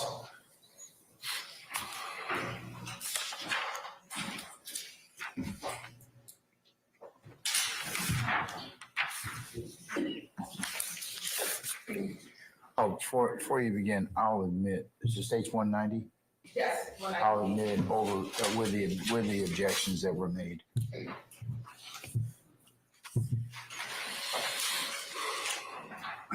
Good morning, sir. Morning. I'd like to answer you some questions. Start with corroboration, okay? Okay.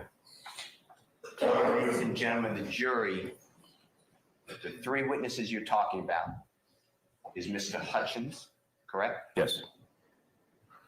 Mr. Barron, correct? Correct.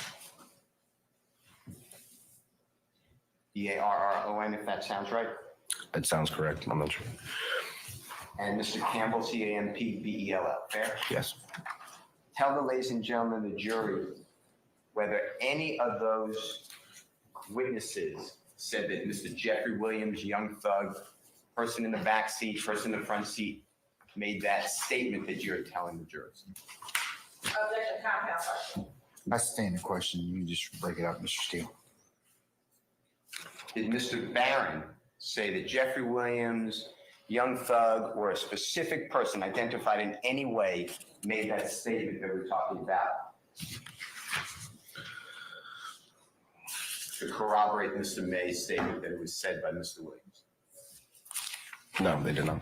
Did Mr. Campbell say in any way that it was Mr. Williams, young thug, or, a description of this is the person sitting here wearing this, looking like that, made that supposed statement? In their statement or just, okay, not in their statement. Okay. And did Mr. Hutchins, the jurors already saw it, did you read him? He also said one of the people said that, right? Correct. And that was consistent throughout, correct? Correct. Now, when you explain to the jury, I think you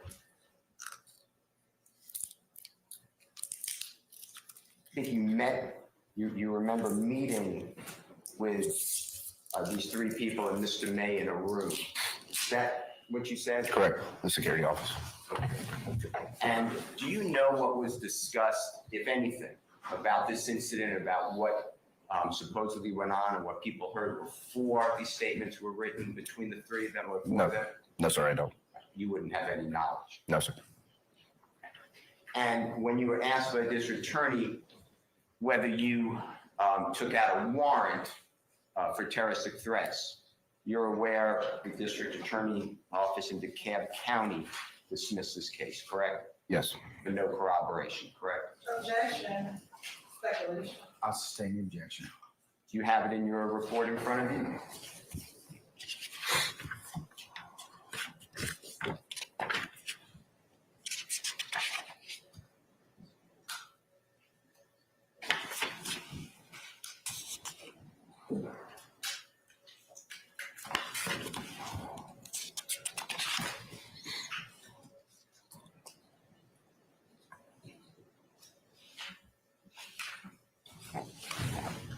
That is what that says.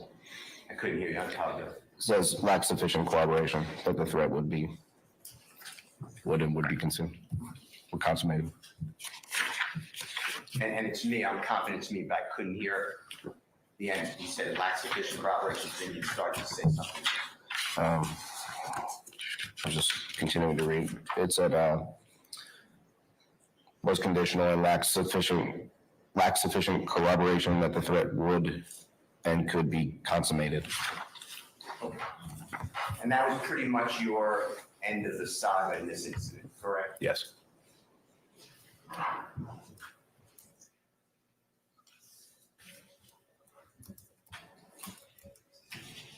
Just so the jurors know, there's no recordings or anything that you could share with them about meeting with any witness. Is that fair to say? No, sir.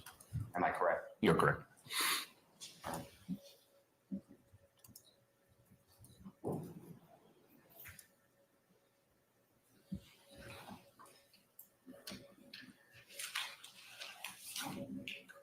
Thank you, sir. Yes, sir. Thank you, Your Honor. Any other examination? Any further questions from the state? Sergeant Lenahan, Mr. Still asked you about whether or not in any of the witness statements that they mentioned Mr. Williams or Young Thug. Mhm. You recall that? I do. With all of the statements, did they indicate how many males made that statement? They said one male, two males, do they indicate? I think they did say one of the males makes the statement in each one, but they didn't specify. Okay, just confirm, they, each of them, they say one of the males. Basis. I sustain the question.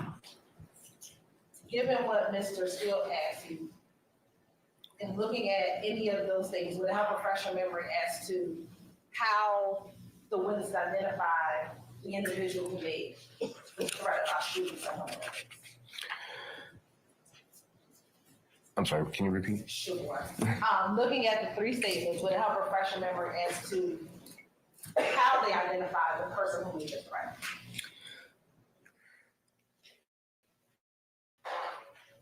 They identified the man who made the threat by looking at him and then speaking with the manager at Champs.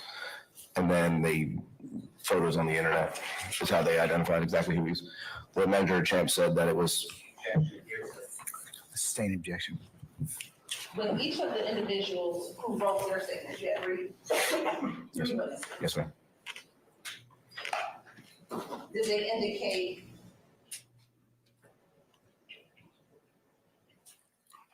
if it was only one of the males that made that statement about shooting? Only one of the males, yes. Only one of them. Mhm. Now, Mr. Still asked you a lot about what the district attorney's office did. As a law enforcement officer, do you have control over how the district attorney's office disposed of their cases? Oftentimes, no. All the time. When you took out your warrant, did you, based on your experience, take out based on the corroboration that you had? Yes.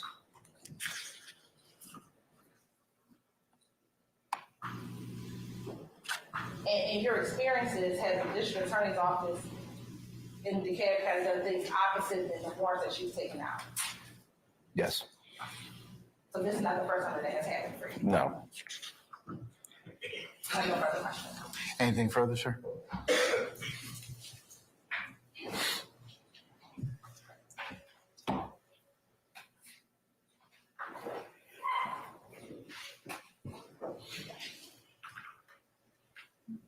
Sergeant, point to where in any of your reports dealing with what we're calling the three witnesses, Mr. Hutchins, Mr. Campbell, or Mr. Barron, does it say anything about looking at a photograph, identifying young thug, identifying Mr. Williams as the person who made that statement? Anyway. From the witnesses? Sure, that's what we're Well, talking about. It's in the victim's written statement. Okay, now you say that the victim, that's Mr. May. Right. I'm ignoring because you separated him from the three witnesses. Well, when they went back to the store. Now, which of you look at the report done by Officer Stevens? No, I'm looking at Mr. May's statement. Okay, well, okay. Mr. May's statement is when they went back to, I'm sorry. Well, let's be specific. Who is they? Okay. You know, you can, I don't mind talking, but just, you said we're they in Mr. May's statement. Who are you? It says, Officer Stevens arrived and together we went to Champs, where the manager of Champs, Reggie, informed us that the male who was on the device was a known rapper by the name Young Thug. Now, that is Mr. May, Christopher May, Yes. according to Mr. May's statement, right? Yes. Officer Stevens, a co-worker of yours at that time, Yes. and speaking with a gentleman from Champs. Correct. I just want to make sure. That's the entirety, right? Yes. Thank you, sir. Thank you, Your Honor. Anything further? Mistake. Nothing on the stage, Your Honor. All right. At this point in time, I Sergeant Lenahan be permanently or temporarily excused as a witness. You be permanently excused. All right, Sergeant Lenahan, appreciate your patience with us. I'm going to go ahead and permanently excuse you as a witness, so you're free to go about your usual duties and avocation. Just don't discuss your testimony anybody except the attorneys in this case, okay? Yes, sir. Thank you, sir. All right.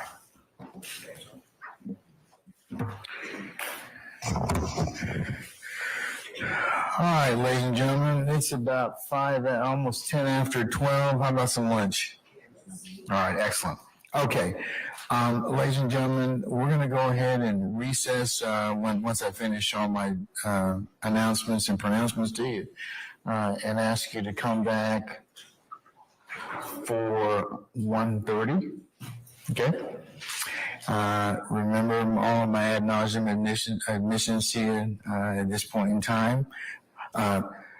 In particular, are you okay? Are you allowed to, now that you've heard some more testimony, discuss the matter in your headquarters jury deliberation room?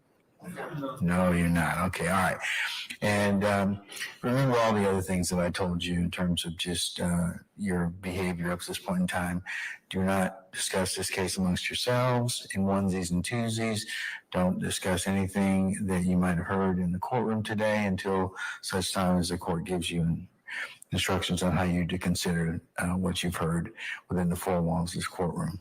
If anybody should try and touch base with you in any form of transmission, email, text, phone call, or otherwise try and talk to you in person, please, you need to let Sergeant Ingram know immediately and let me know. All right? Okay, ladies and gentlemen, it looks like for the after we come back from lunch, we should have a regular workday conclusion, and then we'll see where the rest of the week leads us at that point. Okay, any questions of me? Okay, all right. Enjoy your lunch, and we'll see you back at 1:30. Okay, all right. All rise.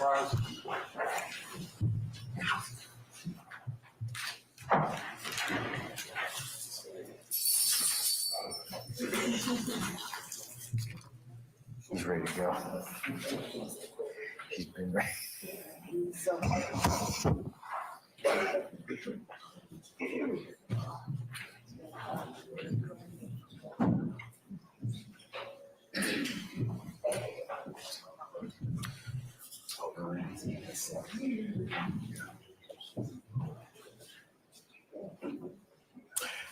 Okay, our jurors left us. You may be seated.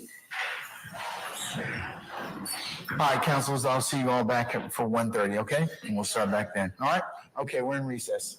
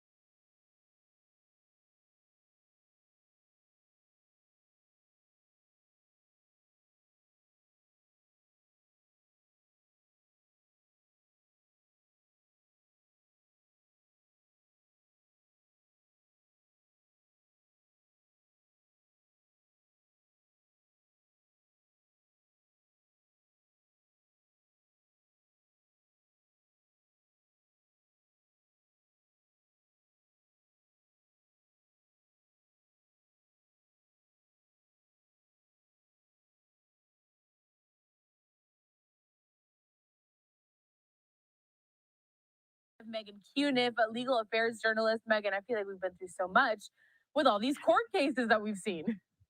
Definitely.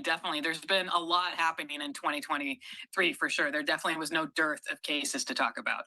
Oh, yeah. And we're going to talk about your top 3 picks. And I don't know if it was tough for you to pick, but these made some stunning headlines. So the first one that we want to show is the conviction against Tory Lanez in this scandalous Megan Thee Stallion shooting.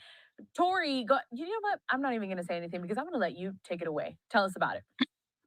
Yeah, he was convicted in December 2022, but then 2023 really became the year of Tory Lanez in court because there was so much activity regarding his post-conviction proceedings. He had a motion for a new trial that really stretched out for a number of months and got a lot of attention, especially in the social media circles.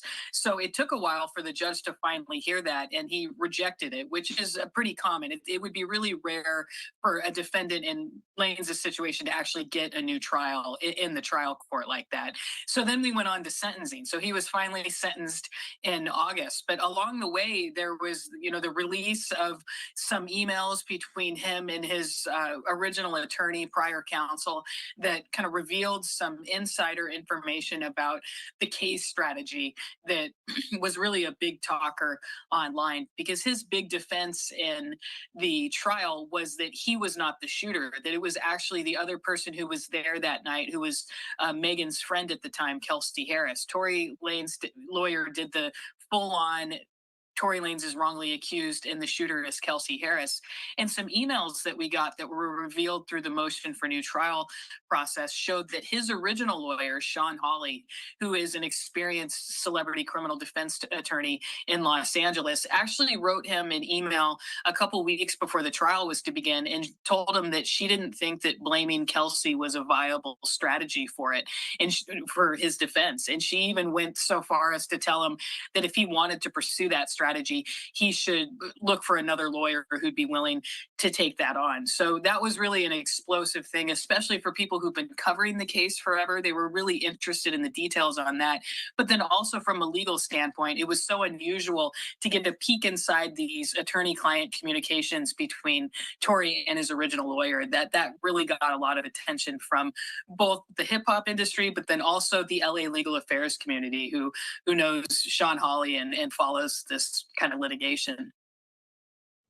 Yeah, I just want to post up here Tory Lanez on the left, Meghann Thee Stallion. Well, all right, now they flip-flopped, but it's such a crazy case, Meghann, because 10 years in prison. So many people were just baffled by that entire prison sentence that he was given.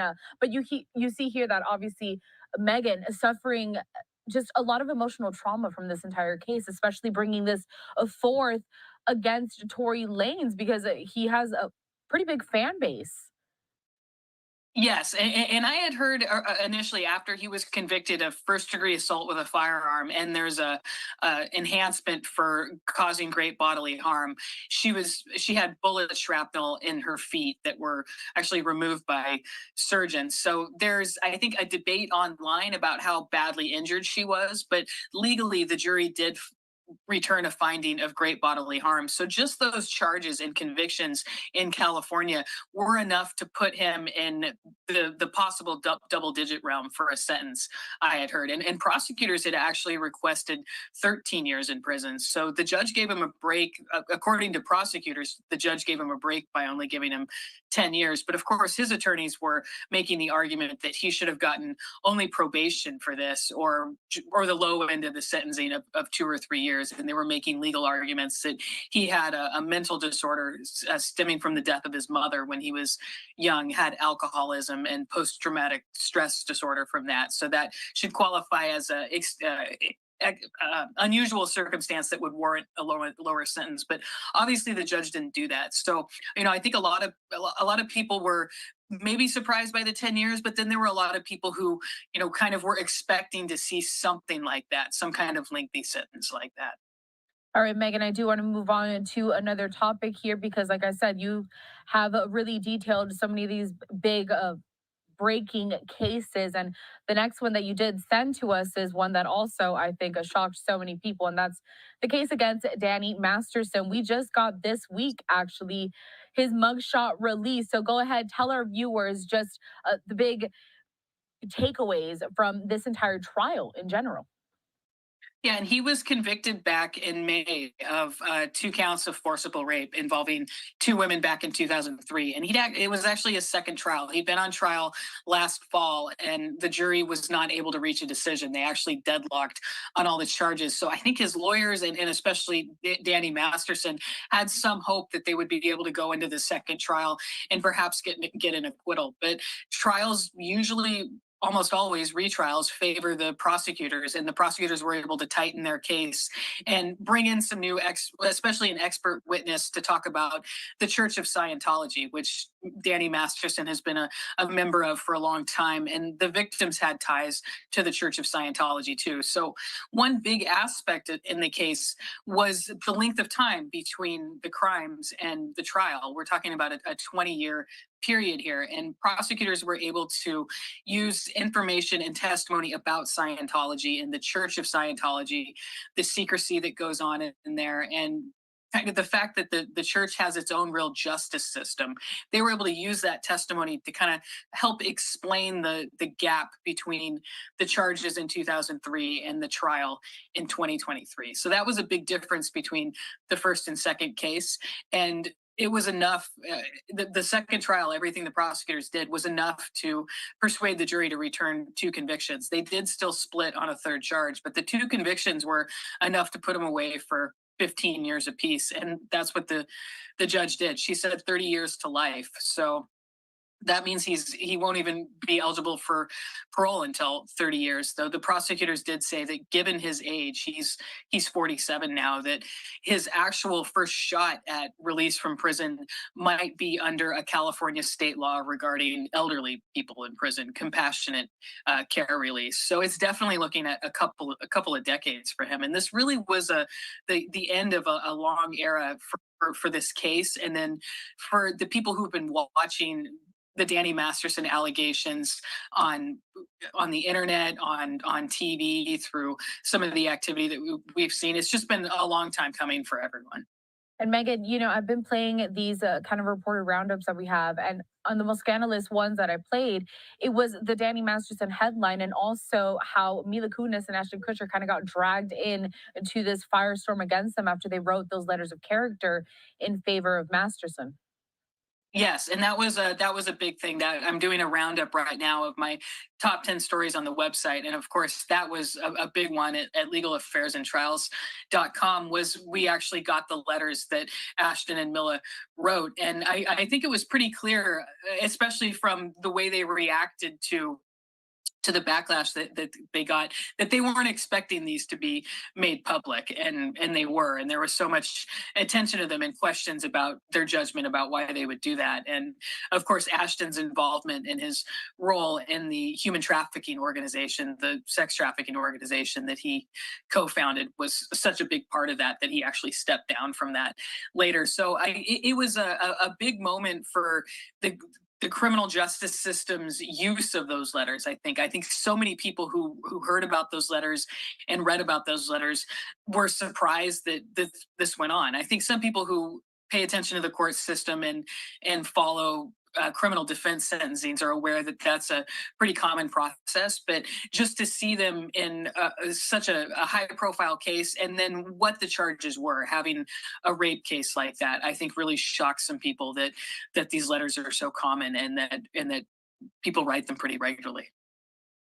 Finally, Meghann, I want to get to your third story that you told me would make this list of like top 3, but of course, I mean, you're writing top 10 because there were so many, but you did pick this next one. I want to showcase this tweet about a former Dodgers pitcher, Trevor Bauer. Go ahead and tell us about this case and why you feel it's one of the most memorable cases that you covered in 2023. Yeah, that got so much attention when he settled his defamation lawsuit, and he had a lot of text messages and statements to say about his accuser that, you know, really made it look like this was such a one-sided settlement, that she'd given up on her case and wanted to settle because of the damning text messages. But of course, there was so much going on in the litigation that I was aware of, just having even gone to some of the hearings in Santa Ana, California, that I knew there was just a lot more to it. So I was able to dig through the litigation on that and really show what had happened, and the fact that he has other public accusers that were actually being brought into the case. The judge, a magistrate judge, had actually ruled that they could be deposed and have their testimony taken. The other accusers could be used as part of Lindsay Hill's case against him. So there was just a lot of information in there to go over. And then also I was able to get the 27-minute recording of Lindsay Hill calling Trevor Bauer under the guise of just a phone call after this had happened, but it was actually being recorded by the police. She'd already gone to Pasadena police and reported being sexually assaulted. So the police put her up to this phone call and were sitting next to her, kind of coaching her and writing down things for her to say to him. And it was the pretext call for something that, you know, perhaps the police were trying to see if they would bring criminal charges against him. But releasing the call was really the first time that you would hear Trevor Bauer and Lindsay Hill actually talking to each other together shortly after this encounter happened. And you got to actually hear them yourself and hear Lindsay herself and hear Trevor himself and hear the things that he acknowledged in his statements and just the way that they talk to each other. Because part of Trevor Bauer's defense on this was that these injuries were made up by Lindsay and that they had to have happened after she left his house. And the conversation kind of goes over the timeline on that and talks about her sending him photos, and he expresses surprise at the photos and things like that. So there's just a lot in there to go over and a lot of details that really come to life in the phone call that, we wouldn't have had if it hadn't been released like that. Meghann, interesting to note a bit that the top three cases that you told me you wanted to talk about today really involved these high profile men committing assaults against women. Yeah, that was a theme this year for some of the celebrity cases, and the ones that are being filed in LA and are really going into litigation and getting a lot of attention. And that seems to be a theme over the last few years nationally. And I'm not sure if it's something that's going to let up in 2024. I think we've seen a huge rush of these cases just in the last couple of months. We've talked about so many involving different celebrities that 2024 is going to be the year that a lot of those cases really get going in court. So I think we're going to be seeing more of that. And unfortunately, it's just a common thing in society, and also something that I think really gets a lot of people's attention when they hear about it. Truly tragic, really. Meghann, I would be remiss if I didn't ask what you're most looking forward to cover in 2024. I know that there's a lot of trials that you really are keeping your eye on, and these things take months, so long. So tell us, what are you most looking forward to see develop and kind of just dissect going forward? There's so much going on. We've got ASAP Rocky, the rapper who's charged with first-degree assault. We're expecting to hear a trial date on him soon. We've got Hunter Biden, who's actually charged with some tax evasion, tax fraud charges in LA federal court. He's going to be arraigned soon. We have an LA politician who pleaded guilty to turning his city council district into a racketeering enterprise over a number of years that involved bribery with real estate developers, that kind of thing. He's going to be sentenced in January, and feds are asking for 13 years. He's asking for 9 years. There's actually a possibility that the judge I think he deserves more than never really slows down in Los Angeles. The cases that we've talked about are still going to be going on, and I'm expecting to hear more stuff like that. Like the ASAP Rocky trial, I think will be a big one if it does go in 2024 Meghann Cuniff. And then also, go on. Sorry. I'm sorry. I'm worried I had a little bit of an unstable internet connection there. Yes. No worries, though. You know how we are here at Live TV. Really focusing on, I'll really be focusing on my website, legalaffairsandtrials.com, and building that up and really turning it into a hub for court documents about celebrity cases, but also big LA federal cases, because I think there's so many interesting criminal cases in LA federal court that don't get the attention, but really can teach the public a lot about the criminal justice system.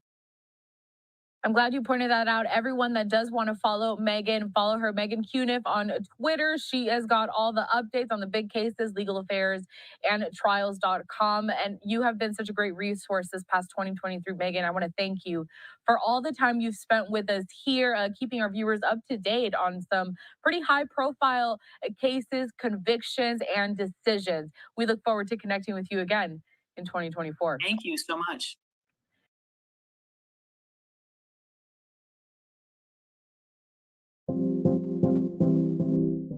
Live streaming can be tricky, and sometimes trying to find the right software to make your streams look real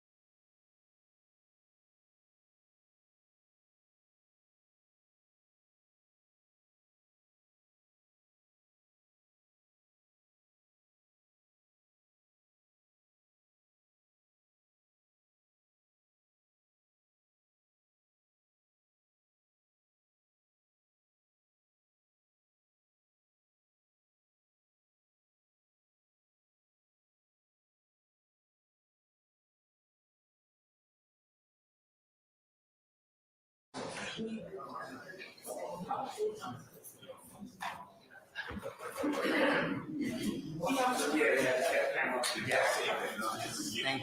I want to have.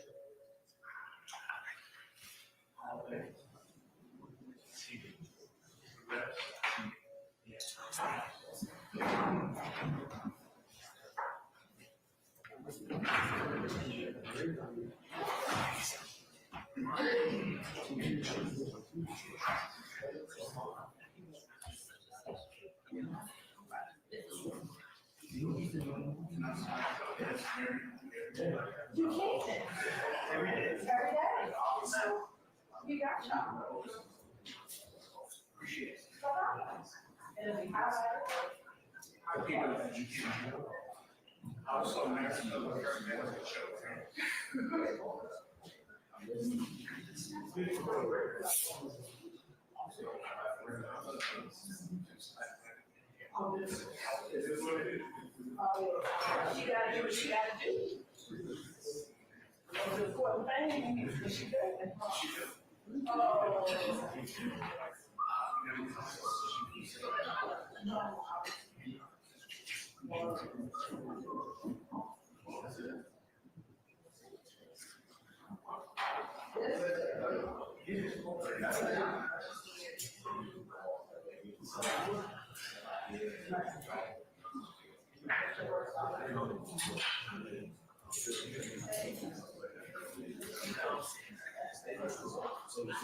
That's what that is.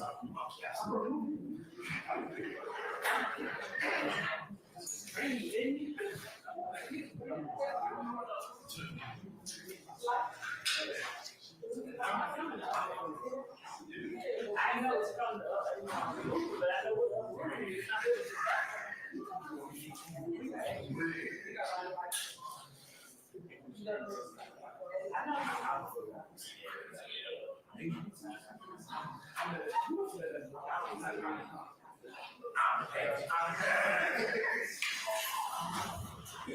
No, I'm not. That's a great deal. You just break this right now. Yeah, everybody.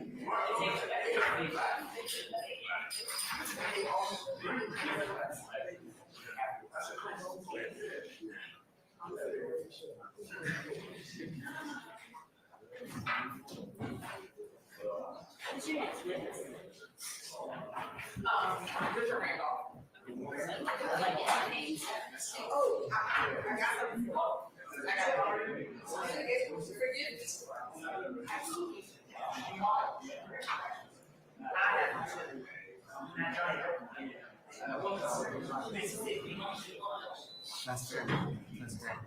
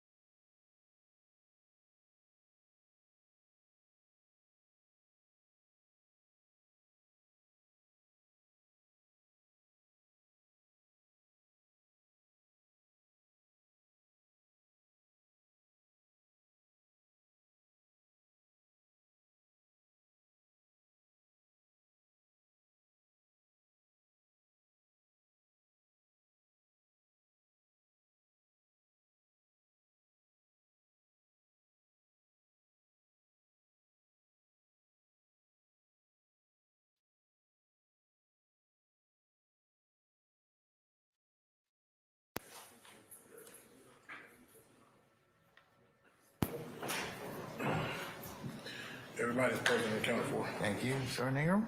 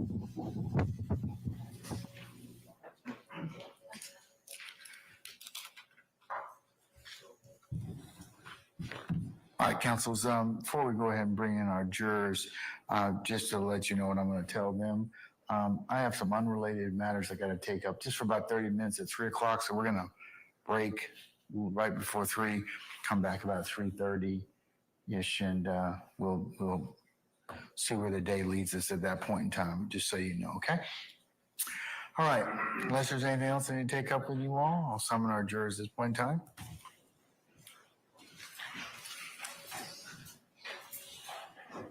All right, for the jury.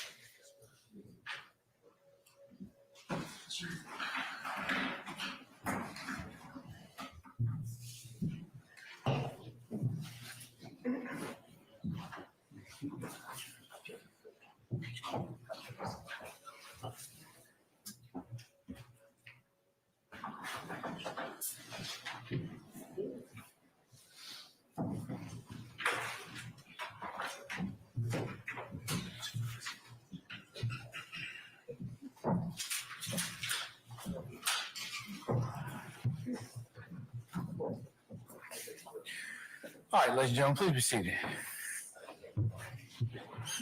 All jurors present and accounted for. All right, thank you, Sergeant Ingram.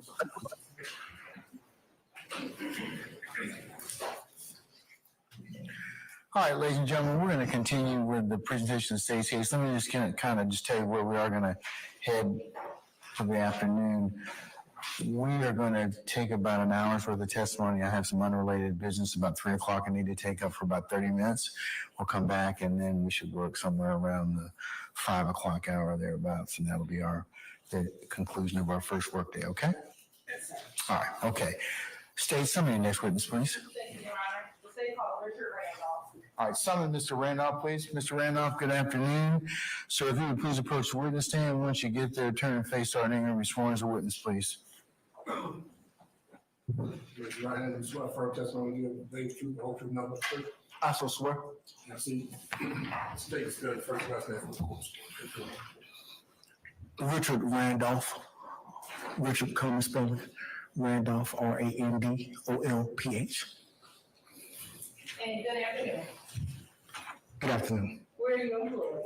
I'm currently employed with the Fulton County District Attorney's Office. And how long have you worked with the Fulton County District Attorney's Office? Approximately 2 years. And what is your current job title with the Fulton County District Attorney's Office? I am currently the Executive Deputy Chief of Investigations. And what are your job duties as the Executive Deputy Chief of Investigations? As the Executive Deputy Chief of Investigations, I am the number 2 amongst the investigators. I assist the chief with the day-to-day operations of the office and whatever needs may be. I supervise the deputy chiefs along with a team of called the High Profile Difficult Witness Task Force, which is HP+. And prior to working at the Fulton County District Attorney's Office, were you employed? Prior to, I was the chief investigator at the DeKalb County Solicitor General's office. And how long have you been in law enforcement? Approximately 25 years. And are you post-certified? Yes, I am. I want to direct your attention to this current case. Are you a part of the investigative team assisting with this current case that we are in? Yes, I am. And as a member of this investigative team, what are some of your job and responsibilities?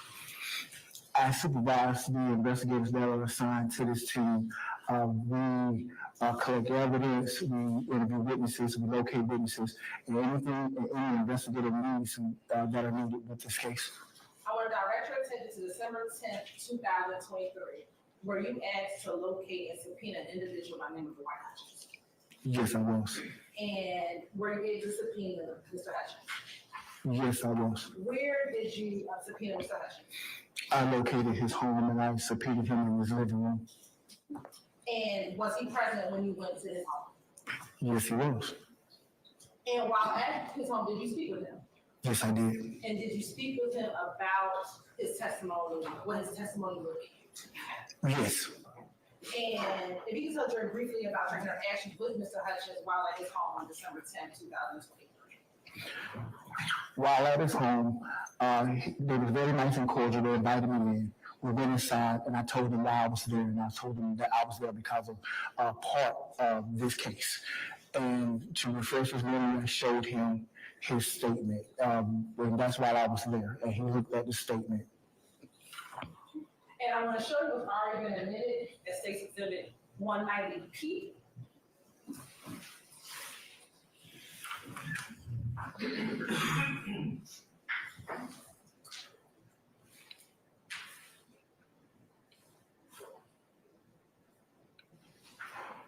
Showing you, I believe, it's not on your screen, so you can turn around to the screen above.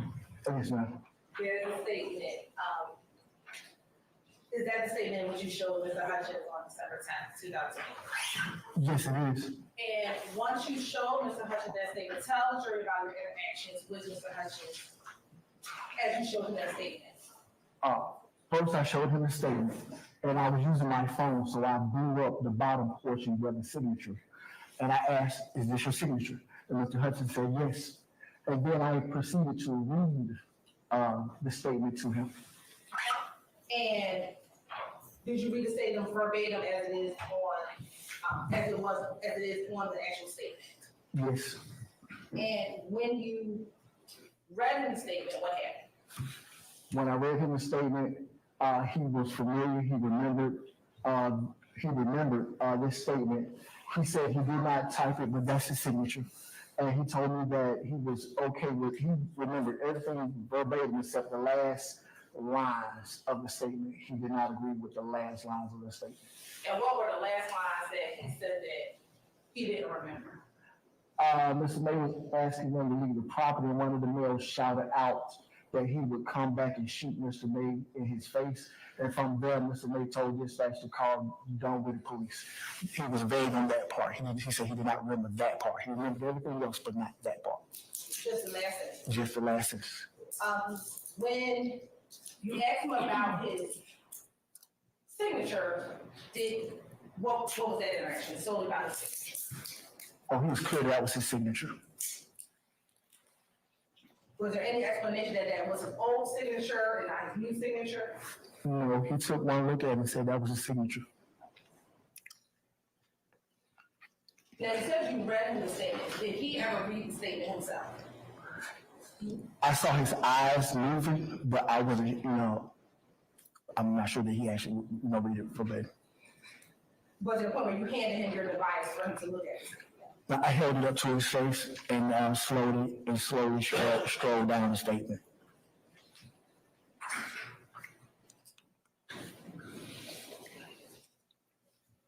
And after reading his statement to him, was there any other interaction regarding his coming to testify? He was served a subpoena. And was that? Yes.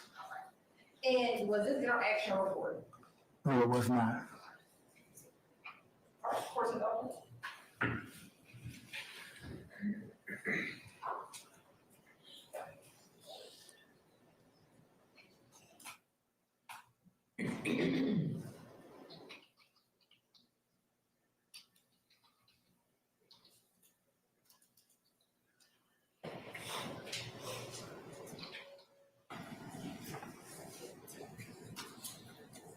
Outside of the last line, because I think you said that he didn't know where that last line came from.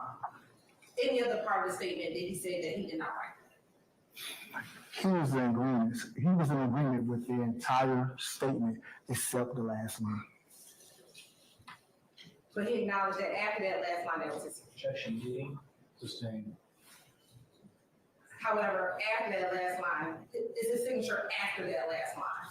Yes, his signature's after the last line. I have no further questions. Cross. All right. Any cross? I don't have any questions. Okay, all right. Can we permanently temporarily excuse Investigator Randolph? Permanent, well, temporarily. All right, Investigator Randolph, I'm going to temporarily excuse you as a witness. Please don't discuss your testimony to anybody except the attorneys in this case, okay? Thank you, Your Honor. All right, thank you, sir.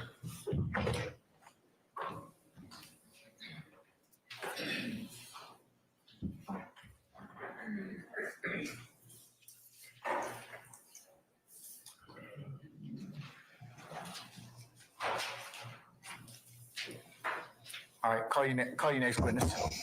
Say call Officer Cogdell to the stand. What's his last name, I'm sorry? Cogdell, C-O-G. Cogdell? Yes, L-L.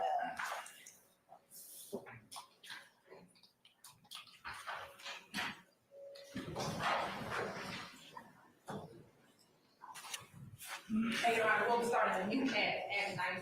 All right, Officer Cogdell, good afternoon, sir. Sir, if you would please approach the witness stand. Once you get there, if you would turn and face Sergeant Brown to be sworn as a witness before you sit down, sir. Do you swear affirm that the testimony you're about to give is the truth, the whole truth, nothing but the truth? I do. I'm seeking just the microphone. State your first and last name. So, first name is Curtis, C-U-R-T-I-S. Last name Cogdell, C-O-G-D-E-L-L. And Officer Cogdell, where are you employed? Atlanta Police Department. And how long have you worked in the Atlanta Police Department? A little over 15 years. And where are you currently assigned? Zone 3. And where's the Zone 3 area? South side of I-20, all the way down to South Central. What's South Central? Like one into Haiti. Okay. And how long have you been assigned to Zone 3? Little, about 5 years. And tell me a little bit about your work history within that. My career, I started out in Zone 4 as a patrol officer, which is the west side of Atlanta. From there, I went to the Zone 15, and then from there to Apex K9 unit, and then to Zone 3. And are you post certified? I am. And were you post certified since September 2019? I was. Direct your attention specifically to September 25th, 2019. What unit were you assigned with? What unit? Yes. Zone 3 patrol unit. And just tell the jury a little bit about your job and your responsibilities as a patrol officer. Patrol officer, you respond to 911 calls. You try to help reduce the crime by 5%, and traffic accidents, stuff like that. And as a patrol officer in Zone 3, are you assigned to a certain beat or a certain area within Zone 3? Assigned to a beat. Okay. And back in 2019, what beat were you assigned? 309. And where is beat 309? It is south of 166 all the way to Cleveland, right there by 75 if you're going east on Cleveland, or 85 if you're going west on Cleveland. And is there a certain main roadway that sits within beat 309? Say that again, I'm sorry. Is there a certain roadway, is there a major roadway that sits within beat 309? It is, there's two. You have Metropolitan and then you have Cleveland. All right. Parts of Cleveland, right? Parts of Cleveland. Got permission to approach? You may. And I'm gonna show what I believe all defense counsel may have, which is a copy of our exhibits. I'm gonna show you what's going on in exhibit 28 and 29Q. Do you recognize exhibit 28 and 29Q? I do. And how do you recognize exhibit 28 and 29Q? That's part of my area that I patrol.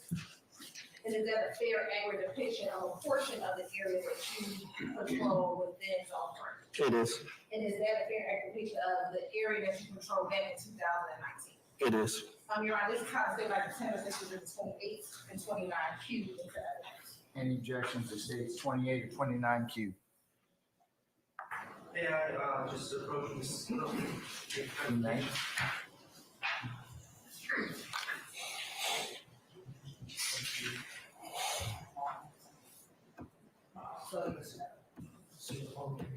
Are you gonna move to say one? For the most part. Any objection? No, Your Honor. Hearing none, 28 and 29Q are admitted and may be published as you see fit. Thank you, Your Honor. And Your Honor, of course, that screen is not on. I didn't anyone from tech just said Zoom, but it's sure. I apologize. The witness screen is not on. It just has Zoom. It doesn't have the images on the screen. So at the break, if you could. There's a reason that one's been disabled, so you're gonna have to use the other one. Okay. Okay. Thank you, Your Honor. And he can get up and relocate himself if he'd like to, okay? Okay, thank you for that. All right, if you can just orient the jury, and if you need to stand, you can, to what we are seeing in State's Exhibit 28Q. Say that again. If you can orient the jury about the map location in 28Q. Yeah, Metropolitan, you have the Cleveland area. Okay, and on 28Q, where is Metropolitan? It is, it runs north and south of Cleveland, where it says 41. Okay, and when you say 41, is what we're referencing? Yes. All right, and you just referenced Cleveland Avenue, this is what we're discussing? Correct. Okay, now where would your beat, or where is beat 309? 309 would be. You can step down if you need to. 309 is Cleveland from 75 going westbound. So you would have Metropolitan. Going this way? Correct. All right. And it would stop right there at Springdale going north. Okay, so this area, this block here. Yeah, up to 166. Up to 166. So this square is 309. Correct. All right. And back in 2019, that square was your general beat of 309. Okay.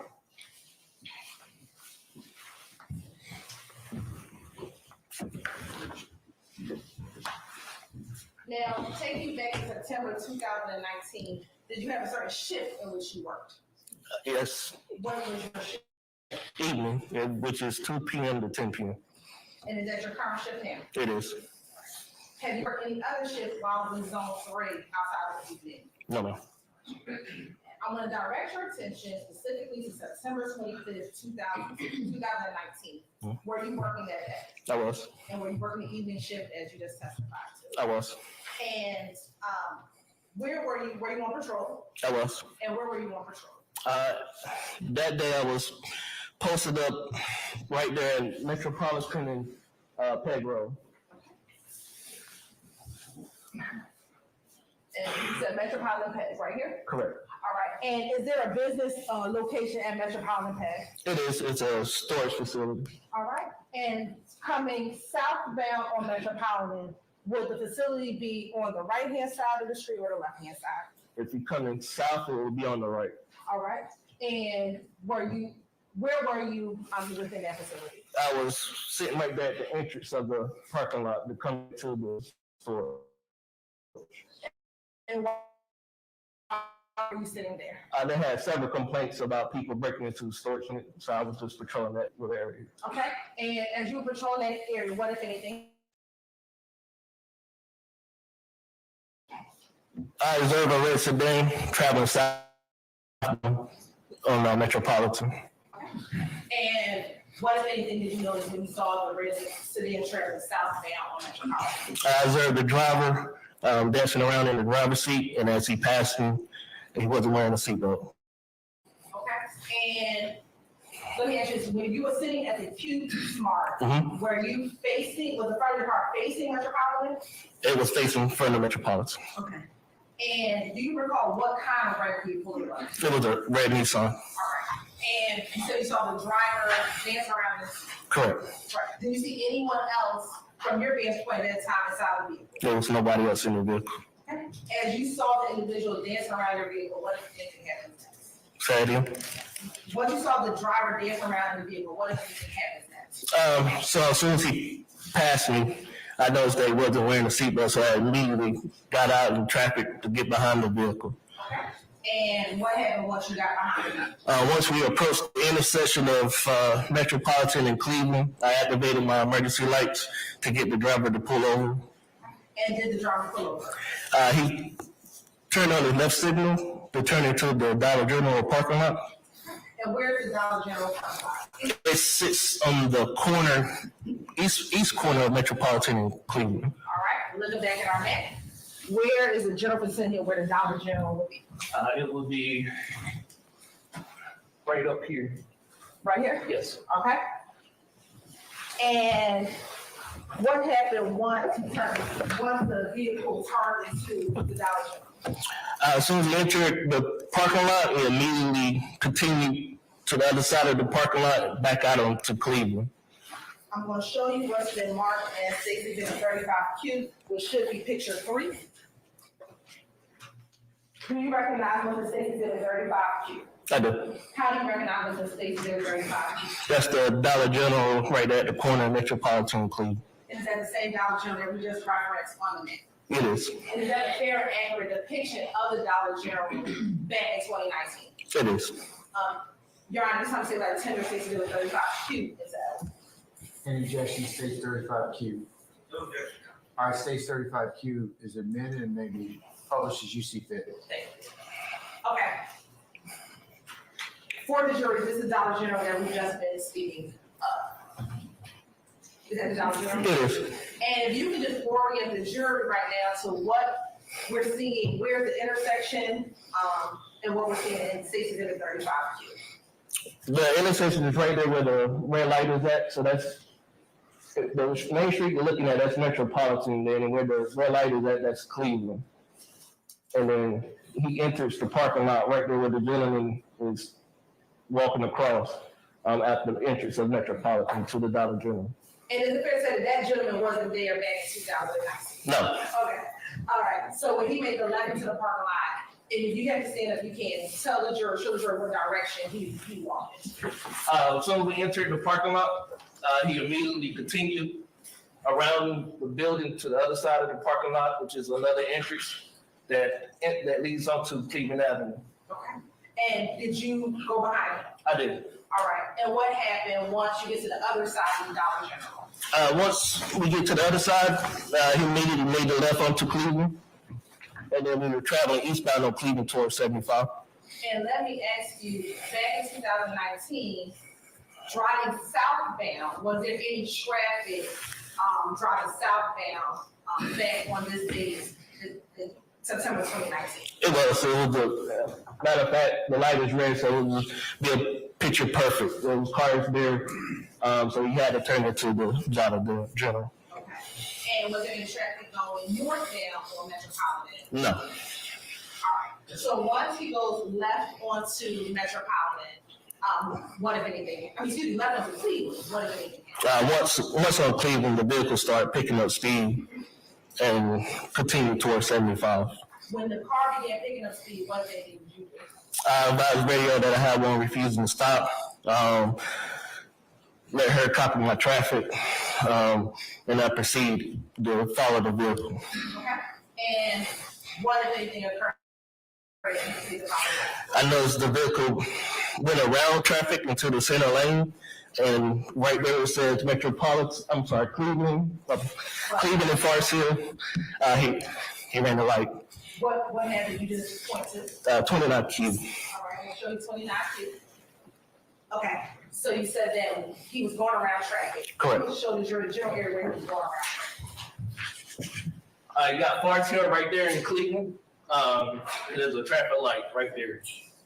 And then the light was red and you went around traffic, you ran the traffic light. Okay. So right here at Forest Hill in Cleveland, there's a traffic light at Cleveland? Mm-hmm. Is that a yes? Yes. Okay, and you said, did the car run that light? Correct. All right, and what happened once the car ran the light? He crossing over 75, still on Cleveland. This time I'm approaching Forest Hills at the light. Once I get through the light, I noticed that he was in a vehicle accident. Okay, and at this one, do you know about how fast y'all were going? My speeds were probably around 45, 40. Can't foresee about how fast he was going. Cause he had a little bit distance ahead of him. Okay. And once the accident occurred, what happened? I noticed that he was already out of the vehicle and then he was running on foot. And when he ran on foot, I'm probably gonna give you an exercise today. Okay. Where did he go? There's a check cash on place and a cleaners right there at that corner, which there's a fence blocking to keep traffic from running into the buildings and stuff. So he scaled the fence, jumped over the fence, and then started running through the parking lot. Okay. And when you said the check cash in place and the dry cleaners, where approximately on this map is the check cash in place and It's the dry going to be cleaners? that first small square building. Right, in this little block up here? Yes. Okay. And then the cleaner's going to be the little L shape. All right, so the first small block is the check cash in place, the L shape is the cleaners. Correct. There's another gray box, what is that? That is the admission place. The admission place. Okay, what direction did he run? He's running kind of south in between the check cash in place and the cleaners. And then he runs behind the cleaners, in between the cleaners and the admission place. Okay, and I believe we keep saying a he. Did you recognize the driver to be a male? Yes. All right. Now, as he runs through the check cash in place and runs in between the dry cleaner and the admission, what if anything happens? He started running towards the parking lot, which is 230 Cleveland Avenue, which is that big gray square. He enters that parking lot still running. There's a gray sedan, possibly a 7, not for sure, that's parked there. A female's getting out of the car. As the female's getting out of the car, he pushes her out of the way in an attempt to get in the car, but there was another person in the driver's seat. Did you I sustain the objection as to, you can rephrase. Let me ask you, were you observing him running towards the vehicle? Yes. And did you observe him trying to go behind the vehicle? I sustain the objection. Sure, I'm sorry, what did you observe? I observed him pushing the female out of the way to get in the driver's seat. But That's direct, so I'll overrule the objection. You may Did you finish. observe him trying to get into the vehicle? I do. And did you observe him trying to get into the vehicle after he pushed the lady out of the car? Not out of the car, but out of the way. Out of the way? Yes. Was he able to get into the car? No. What happened? He continues to take off back running. This time he's running northbound in the parking lot, and then he crosses over Cleveland Avenue. And at this time, are you behind him? From a distance, yes. And are you chasing behind him? I am. What, if anything, happens once he crosses Cleveland Avenue? Once he crosses Cleveland Avenue, I heard something drop, which was later my flashlight.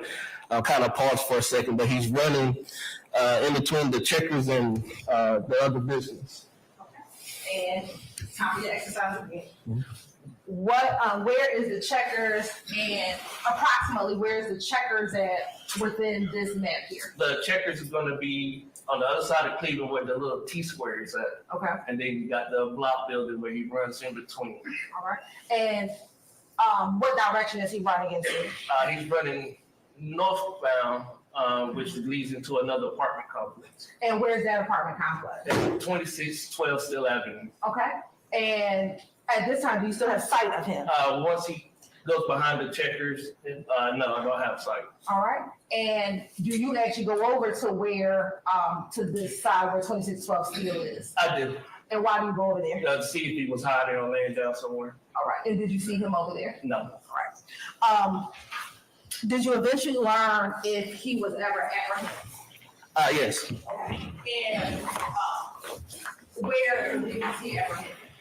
Right there, the entrance of it says Old Hateville and Colony Square. Okay. And where it says Colonial Square, is that another set of apartments? It is. All right. And once the individual was detained, what happened next? I started, checking, walking back to where they had him detained, and then I came back to where the scene was at. And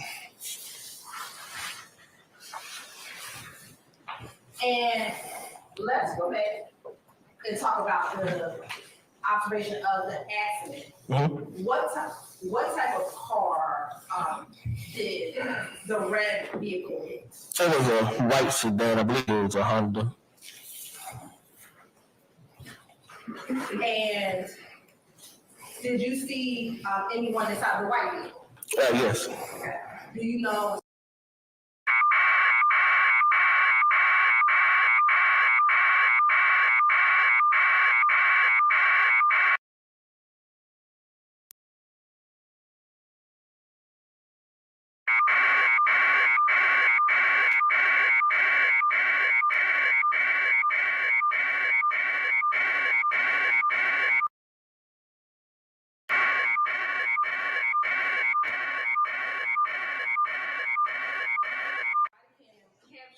Your interaction from what you just testified to on Peg Road up until you running behind Checkers at 2612 Steel.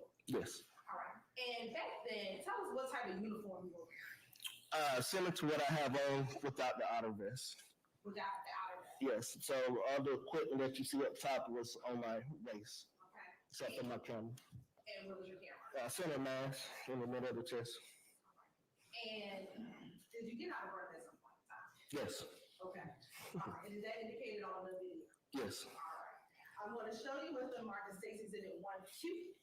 Tell me if you recognize Exhibit 1Q. Yes. And how do you recognize Exhibit 1Q? I have my signature on it along with today's date. And what's contained within Exhibit 1Q? My body cam footage. And did that appear to be a fair and accurate depiction of your body cam footage from September 25th, 2019? It did. And has there been any addition or deletions to that body cam footage? No. Your Honor, this time the state like to send Exhibit 1Q into evidence. Any objection, stage 1Q? All right, stage 1Q is admitted, maybe published as you see fit. And Your Honor, I spoke with Mr. Schardt. We're only going to play the initial portion of the video, which captures what has just been testified to. From when to when?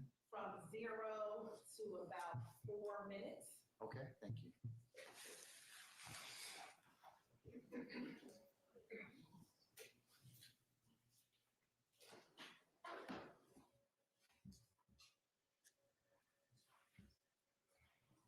Your Honor, Sir. may I clarify for the record? I don't object to the portion that the state is indicating that they will publish. We've had prior conversations.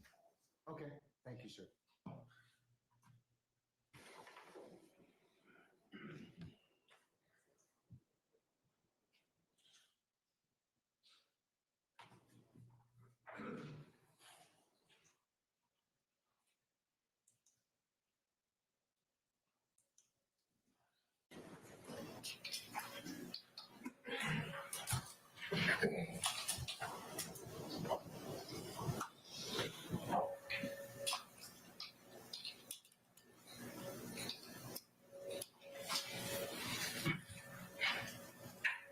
here, this is you sitting in your vehicle at the Q Smart.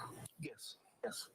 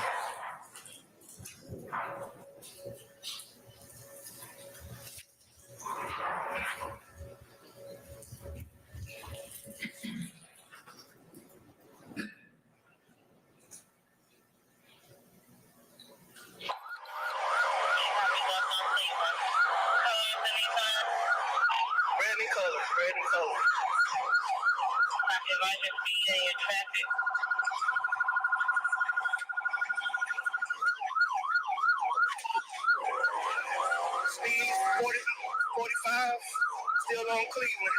Just 41, just 41. Radio copy, still on Cleveland, 45 miles per hour. How is traffic lighter?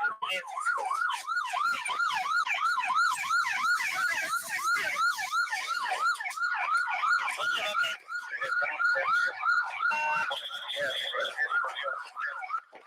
230 Cleveland, 230 Cleveland. 230 Cleveland. Black male, black shirt, black jeans. Black male, black shirt, black jeans. Tempted to 44, tempted to 44. Get down, get down. Tempted to 44. 59 right up.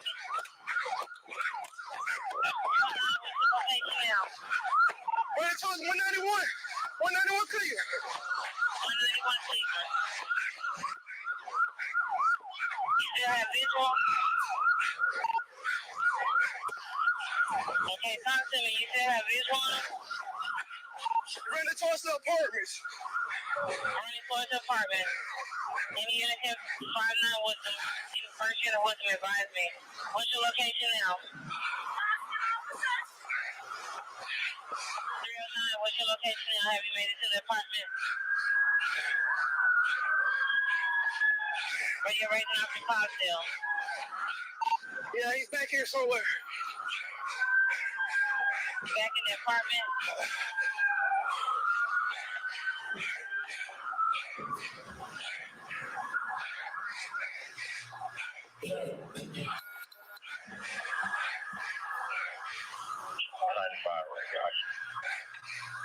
Received 3309, checking on you.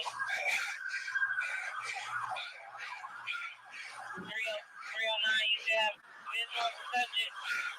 Negative. I lost her back here behind the checkers. Lost right behind the checkers. You okay? Yeah. Where's your copy? Where can you go?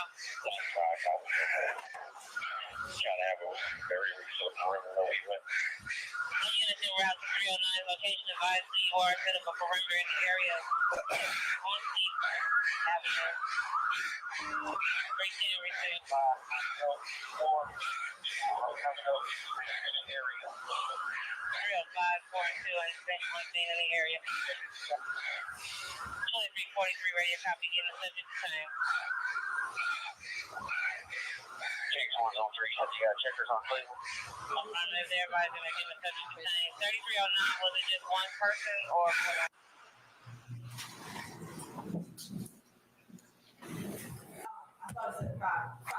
seconds, we'll stop within the video. Say the number again, too. 5 minutes and 10 seconds. There were a few things that were shouted in the video. One, what's a 41? Accident. Accident? Mhm. And then what's a 44? It's a robbery. And in looking, first, what we have depicted on the screen right here, there's a stick. Mhm. So we're gonna use that. Okay. What are we looking at here? Is this an apartment complex? Yeah, this apartment this is the backside, or you saw when you walked through the cut, but this is 2612 Still Avenue. And on the other side of 2612 Still, I'm just gonna fast forward slightly to about 6 minutes, or maybe about 7 minutes. If I want you to tell me what we're seeing a little bit past 2612 Still. So stop, pausing right here. What area, what are we looking at if we go straight? If you go straight up to the steps, there's a fence right here, and then on the other side of the fence is another apartment complex. And is there a way to get from 2612 Still to that other apartment complex if you were going to?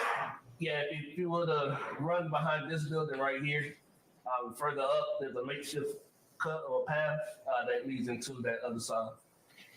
And was the male apprehended? And where was he apprehended? He was apprehended right at the entrance of that next complex in O'Hagan. And I'm going to fast forward again just slightly.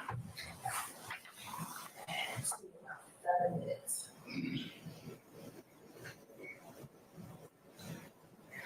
And pausing right here, can you see the general area of the entrance of that second apartment complex? Yes, ma'am. Okay, and if you can show the jury where it is, the front part. The front entrance is right here. There's a gate gated for vehicles to come in. That would be the entrance right there. And earlier you told us to talk about the cut. Do you see the cut? Not on my camera, but it's right up in here. Okay. All right. Now, what the individual the male was detained, was he brought back to where you are? Yes, ma'am. And where did you actually go back to? I went back to the scene of that, where the car was ended up at. And when the individual was brought back to your location, did you learn who the individual was? Okay, well, who was the person driving? Shannon Jackson. And had you ever met Shannon Jackson before? No. Had you personally had any interactions with Mr. Jackson before?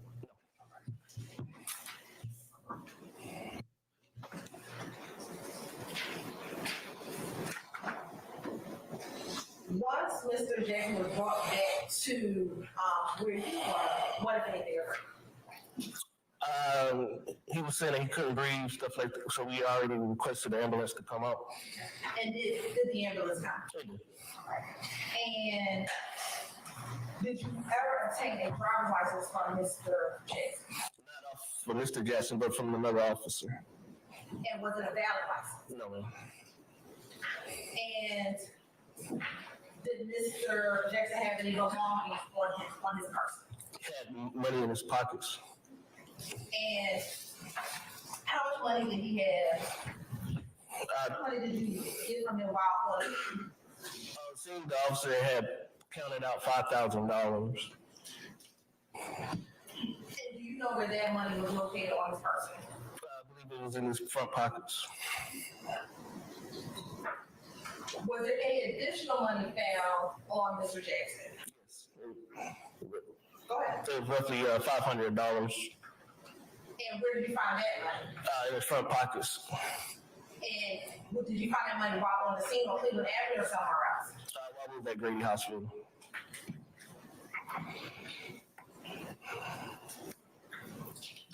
And what if anything happened to that $5,500? I was turned into property. While on scene, was there anything else done while on scene? We inventoried the vehicle. And we said inventory the vehicle. Which vehicle did you inventory? The red Nissan. Okay. And why did you have to inventory the vehicle? Because he was in custody. And what did you think was going to happen with the red vehicle?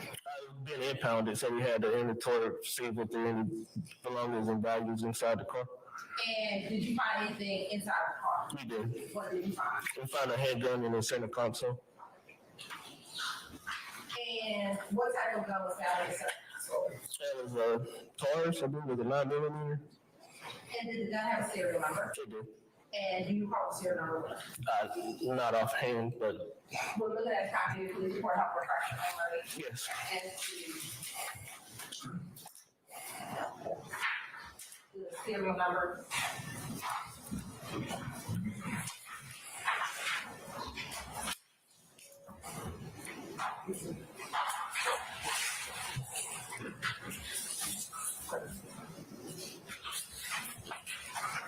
Permission to approach? You may, ma'am. And I'm gonna show a copy of this. I'm gonna show you what's marked as 36Q. Tell me if you recognize this as 36. How do you recognize it as 36Q? This is my police report. And is that a fair and accurate depiction of your police report for this case? It is. And we're looking at a copy of your police report, help refresh your memory as to the serial number of the handgun that you found inside of that red Nissan. Yes. Have you looked at your report? I'm looking for it.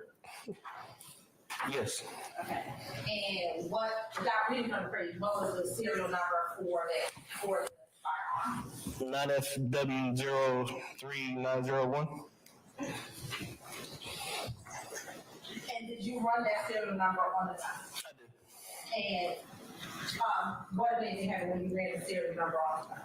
At the time of the incident, we're showing not on file, which means not stolen. And did you determine if Mr. Jackson should have been in possession of a handgun? She did. Okay, it should have been in possession of a handgun. No, after doing a criminal history check, we found out he was a convicted felon.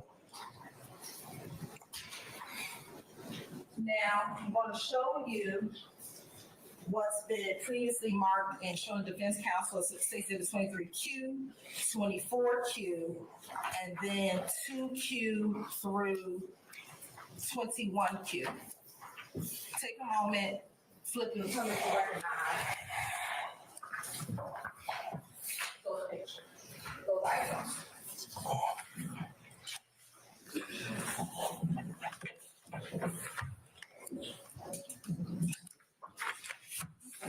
This, what number? 23, 24Q. 2.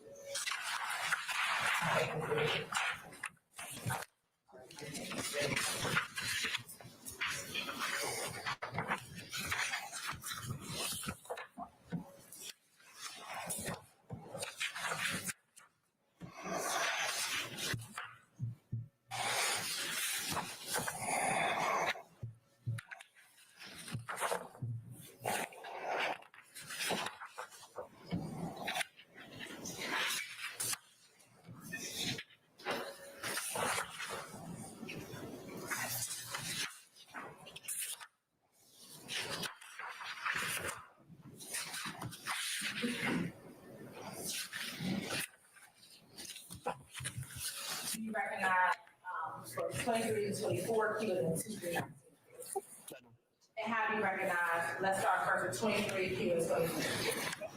23Q and 24Q is the vehicle that was struck.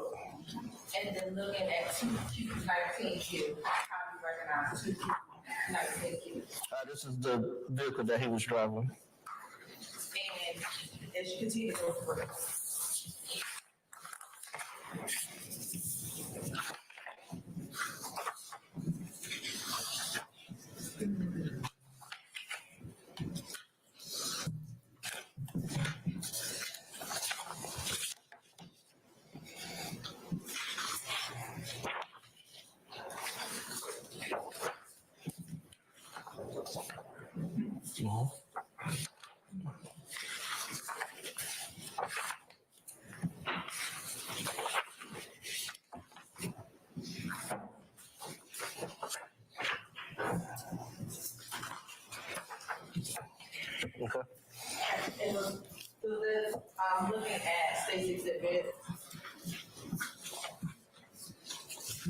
20, and 21Q. What's in 19, 20, and 21? That was the firearm that was found in the center console. And look at all those pictures I was saying before, 2 through 21Q and 23 and 24Q. So does that be a fair and accurate depiction of the scene on September 25th, 2013? And does it also appear to be a fair and accurate depiction of the weapon found in the car on September 25th, 2019? Yes, ma'am. You're right, this time I say like September 6th exhibit, really 2 through 24Q. Any objection, Mr. Schardt? No, Your Honor. All right, states 2 through 19Q and 23 and 24Q are admitted and may be published as you see fit. And I believe we also had 20 and 21Q as well. All right. Any further objection to 20 or 21Q, sir? No, Your Honor. All right, 20Q and 21Q are admitted. And let me actually, before we publish these images or some of these images, the lady in the vehicle with the 44. Any information ever received from the lady in the vehicle which called the 44? No. Why? When I got there, she was gone. Okay. Her in the car. They left the area. Yeah. And in running or chasing, had you gotten, were you able to get the tag number of that vehicle? No. So were you able to identify or locate who the individual was? No. Okay. At this time, we're going to first publish 23 and 24.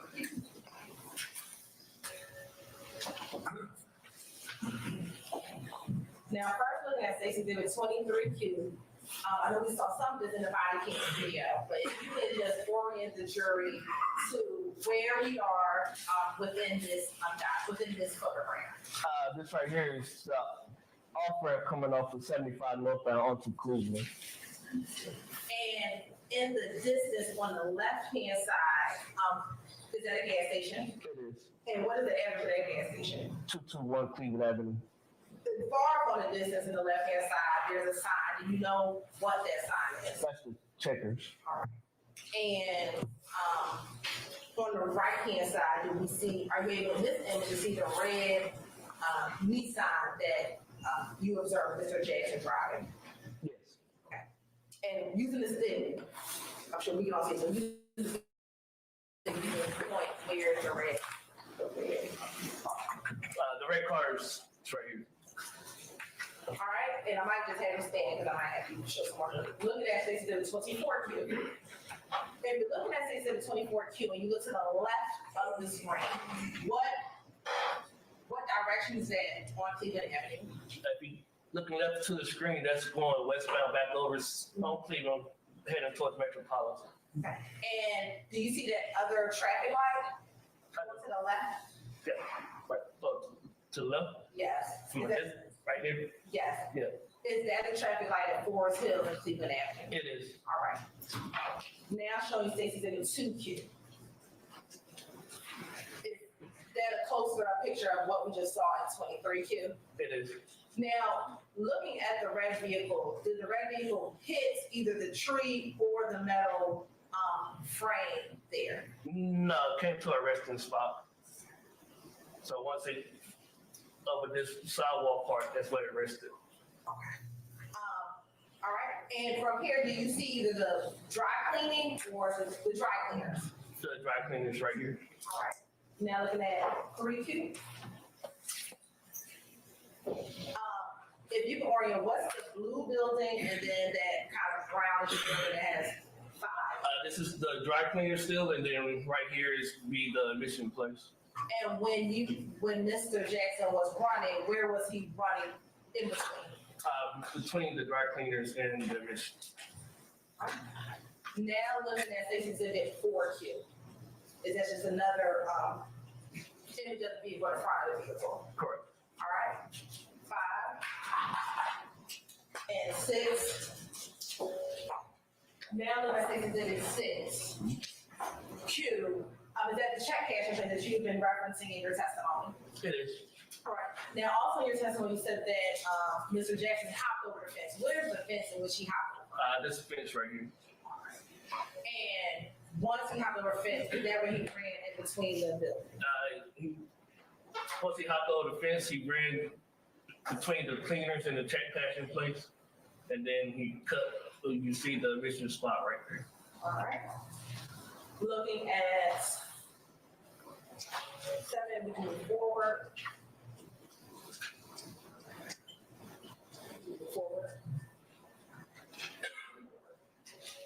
Is this all in the picture of the inside of the vehicle? It is.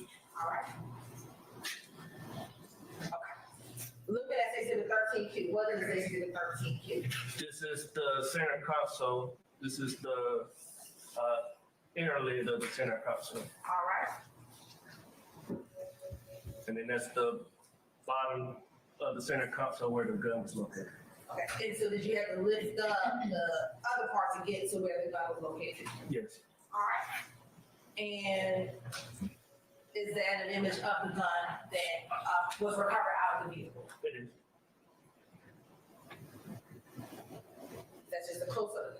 Speaking of that, was the gun loaded? It was. There's one in the chamber, that's the reason why that was sitting right there. All right. And did you recall how many was in the magazine?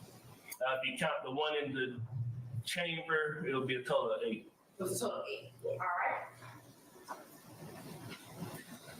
And is this just a close-up of the type of weapon that it was? Is this just a close-up of the type of weapon? Yes. Okay. The name brand, the serial number, and the caliber. Okay. And is that the gun is inside of the box? Correct. All right. And that's a close-up of the bullet, Yes. and a close-up of the weapon? Yes. All right. You can take it to the floor.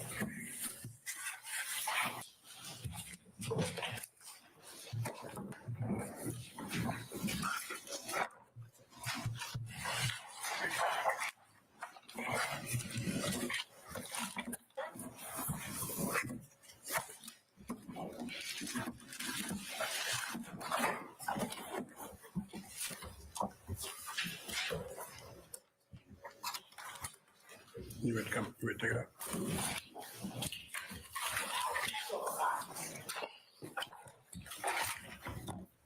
All right. Deputy Ingram is approaching with what has been marked with Stacy 22Q. I want you to take, look inside for this 22Q and tell me if you recognize what's in Stacy 22Q. This is the weapon that was recovered. Is that the same picture that we're looking at on 21Q? It is.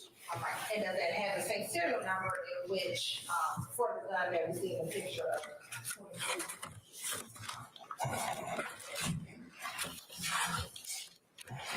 It does. Your Honor, this time say like a tender, they should get a 22Q into evidence. Any objections, states 22Q, Mr. Schardt? No, Your Honor. All right, states 22Q is admitted and may be published as you see fit. And now permission to publish that. Thank you.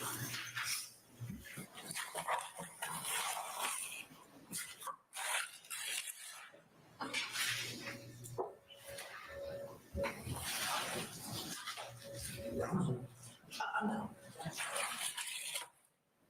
Thank you, Deputy.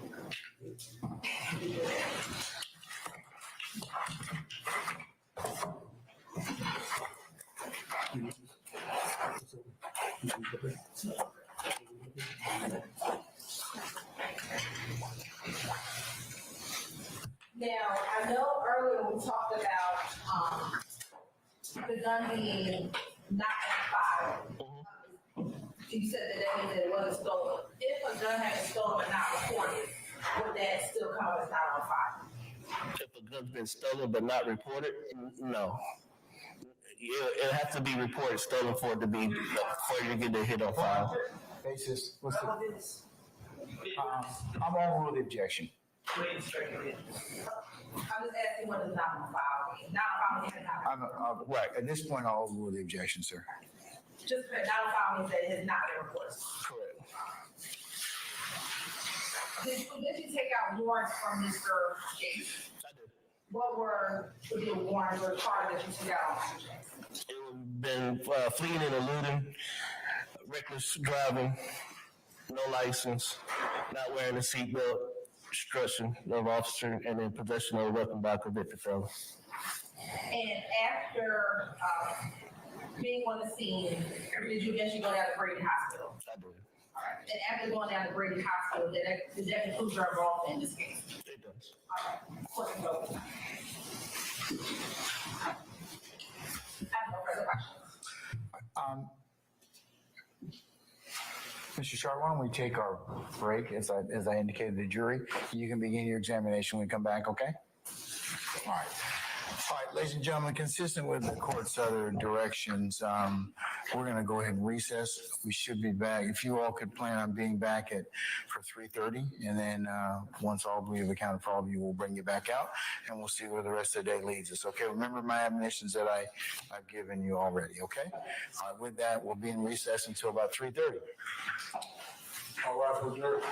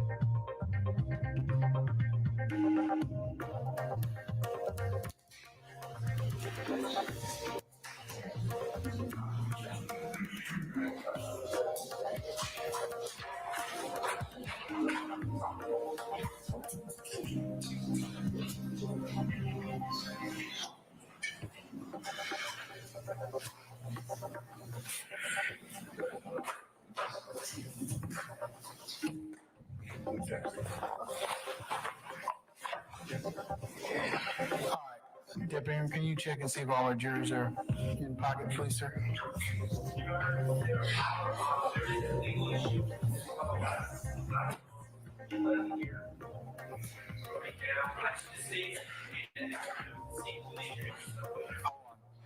Can I get you to step outside for me just a second, please?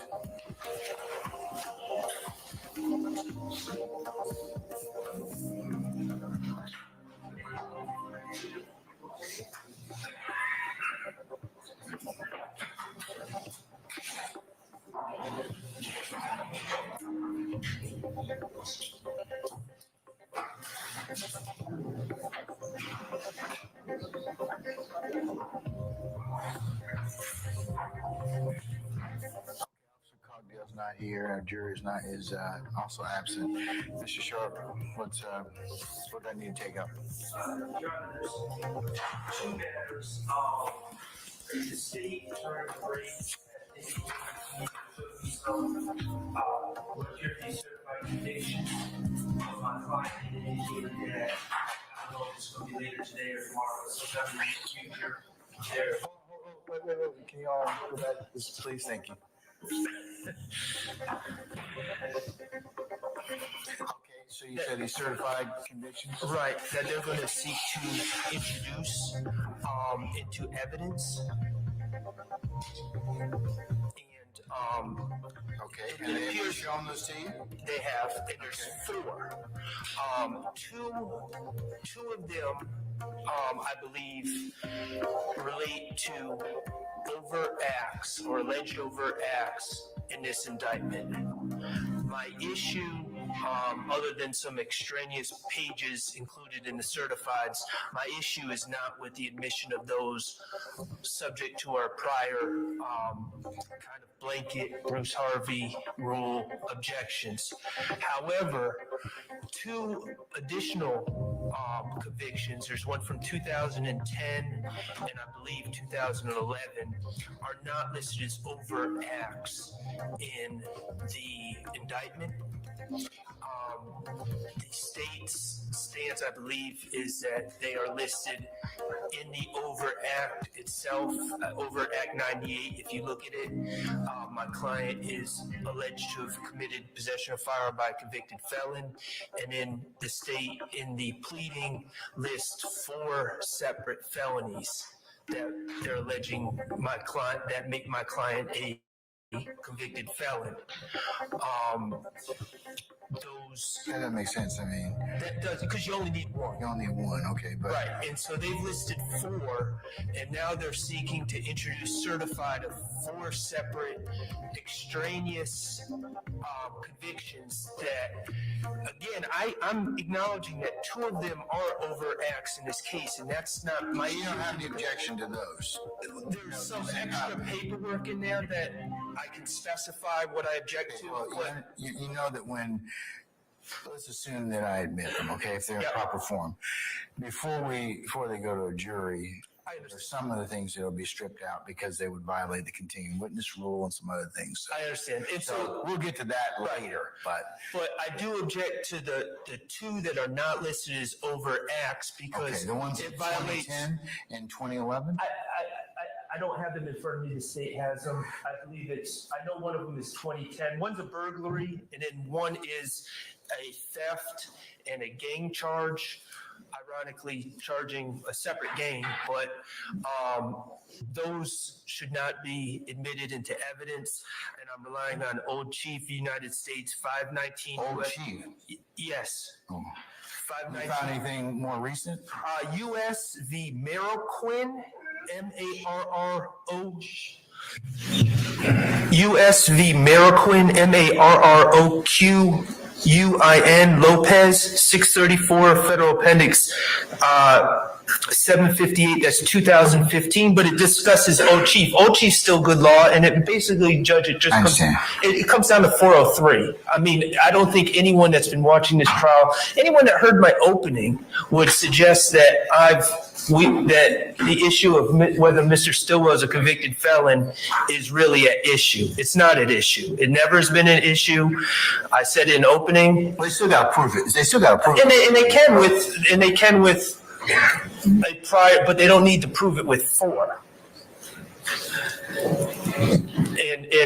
And the prejudicial value substantially outweighs the probative value when things do not have probative value. And so if you look at the indictment Act 98, they list the 4 prior felonies: participation in criminal street gang activity from May 2010, which is indictment 11 SC 98860. I object to that.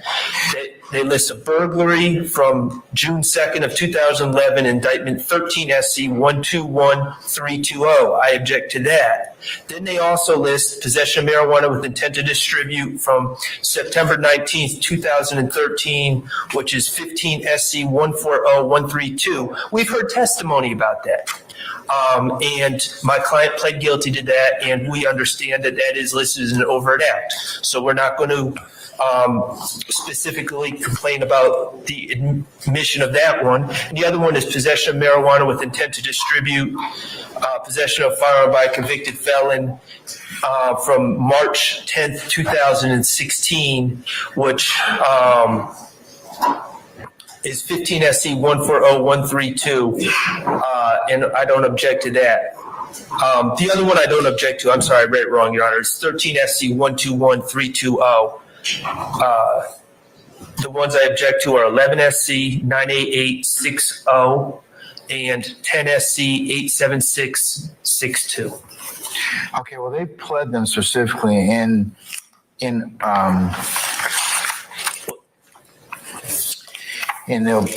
act, and that's Act 98, right?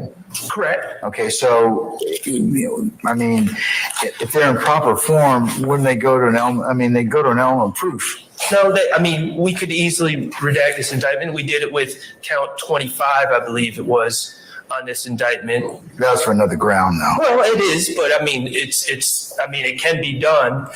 And the bottom line is, all of this still needs to pass Rule 403. Just because the state puts it on a piece of paper doesn't mean 403 doesn't apply. I understand. Okay. Well, if I understand your objection, are you saying that the court needs to apply the 403 balancing test? I mean, yeah, as discussed in the Old Chief case and the other case that I cited, and many other cases, Your Honor, and also. I'll just point out the prejudicial value. The prejudicial value of these priors that are not listed as overt acts, specifically 10 SC 87662, is particularly great based on the charge being participation in criminal street gang. All right. What's the state's position on that? Your Honor, the state's position. Can I see the convictions to begin with? Yes. Do you have them? Do you have them? Yes. Okay. And just for clarity, for the purposes of the record, Judge, we have labeled State's Exhibit 31Q Hold on a second.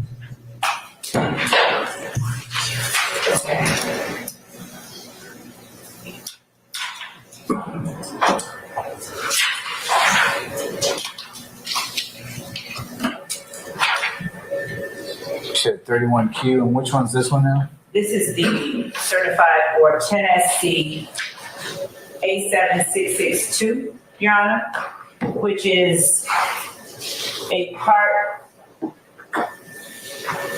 the allegation in not only count 98, but count 55 as well, as we discussed with Mr. Schardt prior to speaking with the court. Okay, what's the next one? The next one is 32Q, which is the certified conviction for 11SC 98860, which too is listed in both Acts 55 and Acts 98.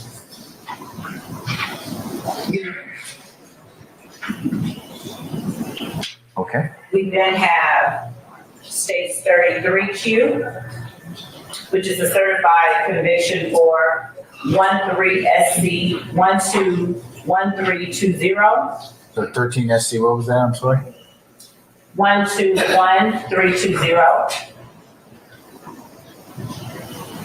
121130? No, Your Honor. I'm sorry.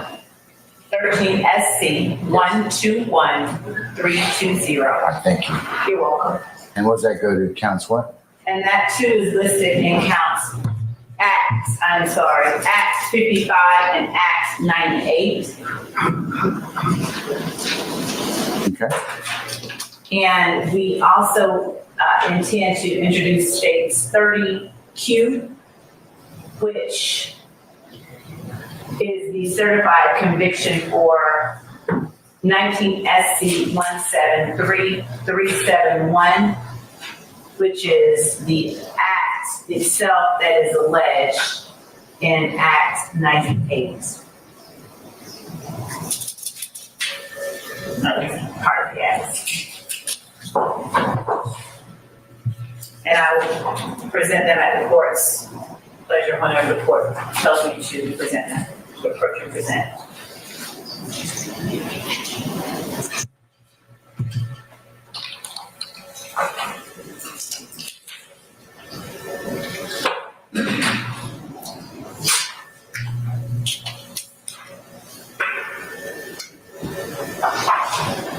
Okay, have you seen them, Mr. Schardt? I have. Can you Yes. approach, let me look. Hand it to Mr. Kearns, please, so I can look at it. Yes. And Your Honor, in reviewing them with Mr. Schardt, there are some sticky notes on there just to mark certain areas he wanted us to be mindful of. All right. That had no bearing on the argument.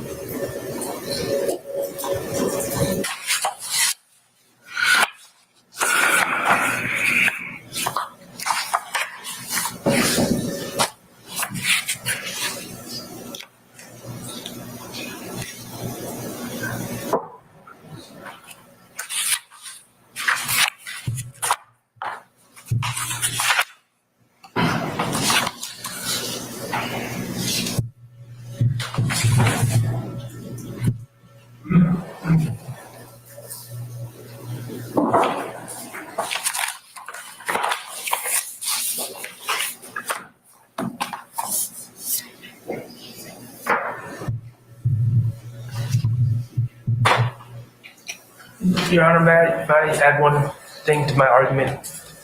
Well, actually two. We discussed some things and have those. Hold on one second, sir.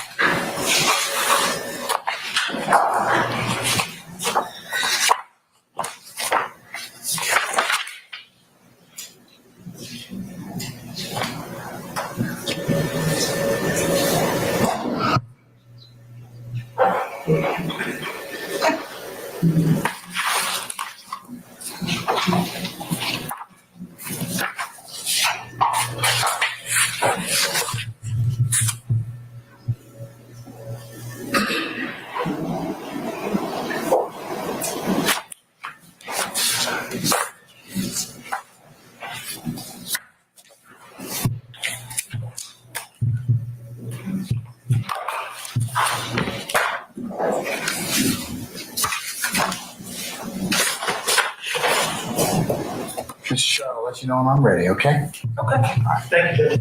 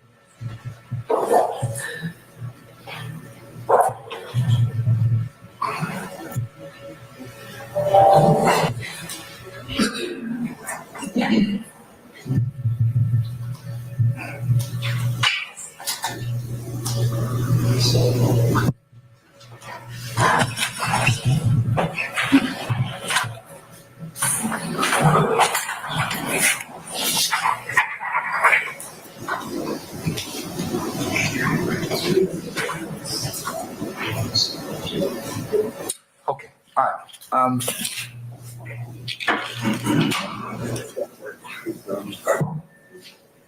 They doing the entire period time I was here. Hey, come on, man, really? Tell me just one second, okay? All right, go ahead. As soon as he finishes. Your Honor, I was going to add two other things. I just wanted to call your attention to the fact that both of these convictions that I'm arguing against are alleged to have occurred prior to the alleged RICO conspiracy. But also, most importantly, Your Honor, we shouldn't have to because we've basically done it in opening, but we're willing to stipulate to my client's convicted felon status if that clears anything up. I mean, I don't think, again, from watching this case, I don't think that's an issue at all. And they have at least two prior felonies that seem to make that pretty clear. And we're not arguing that it's not clear, but we'll stipulate to it, in fact. But we just don't think it's appropriate just because the state throws things into the indictment to bring in bad character evidence against my client. I don't think it's bad character. It's, and they're not doing it for that particular reason. Well, what is, I mean, I just don't understand what the reason is, because the only legitimate reason is to prove he's a convicted felon, and he clearly is. So. Well, I'll let the state respond to that. Is that the two bases? Yeah, formal decision. Okay, all right. Yes, Ms. Lowe. Thank you, Judge. Your Honor, what it seems that Mr. Schardt is doing is asking for essentially a striking of the indictment, something that should have been dealt with pre-trial, because where we are now in Act 55 and Act 98, these are portions of the act that the state alleges, so they constitute proof of what we've alleged in the indictment. As to the argument regarding 403 and a 403 analysis, these allegations are not allegations that, or the certified convictions rather, are not convictions for the types of crimes that are substantially more prejudicial than probative as they relate to Mr. Schartt's client. The fact that he now asserts that these crimes happened prior to the beginning of the alleged conspiracy is of no consequence, especially where it's these acts that have occurred are in fact kind of integral to other evidence that will be presented at trial. Mr. Stillwell, in that 10 SC 87662, committed those acts as part of the criminal street gang that we do reference in this indictment. We talk about 30D. We talk about not just YSL. Mr. Stillwell, in one of the songs or lyrics that may be talked about, there's a reference to the Blue Jean Bandits. There's a reference to 30D. And this is just ancillary, but this gang charge that is alleged in 10 SC 87662 is in fact one of those kind of incidents where she is alleged to have and actually was convicted of gang activity for that type of act on his part, along with others. But that aside, Your Honor, the bare fact is that the state has alleged in Act 55 and Act 98 that Mr. Stillwell had been convicted of these offenses, and the state has the right to prove up its indictment in the way that the state sees fit. This is not one of those circumstances where the convictions in any way prejudice Mr. Stillwell, and certainly they don't substantially prejudice him in a way that makes the admission of these convictions more prejudicial, substantially more prejudicial than probative. He's essentially trying to dictate the way the state proves up its case, and the defendant doesn't have the right to do that. The state has the right to prove up its case in the most effective and impactful way that we are legally allowed to do. And given that we have made these allegations, that this indictment has been read to the jury, and that we have bona fide certified copies of these convictions, the state should be allowed to introduce that evidence to the jury, and should not be kept from doing so for reasons that are not, there's no reason to keep the state from doing so. The defendant just does not get to dictate how the state proves up its case.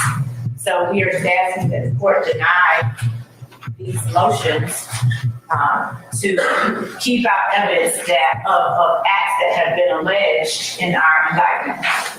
And Your Honor, they keep saying I don't get to dictate how they try their case, and I acknowledge generally that's true, but that's the whole holding of Old Chief is just because they allege it in the indictment doesn't mean they get to just let everything in, no matter how prejudicial it is, no matter how limited the probative value is. That's the whole point of Old Chief. Old Chief is a little different. Old Chief, this is Old Chief versus U.S. 519 U.S. 172. A little different aspect. I see what you're saying about Old Chief in terms of you're willing to stipulate that particular issue in terms of the convicted felon issue, which is Old Chief was a singular issue, and that's part of why the Supreme Court dealt with it in the manner that they did. The state is alleging, however, that given the other elements of proof that they're alleging, in particular Acts 55 and 98, 55 being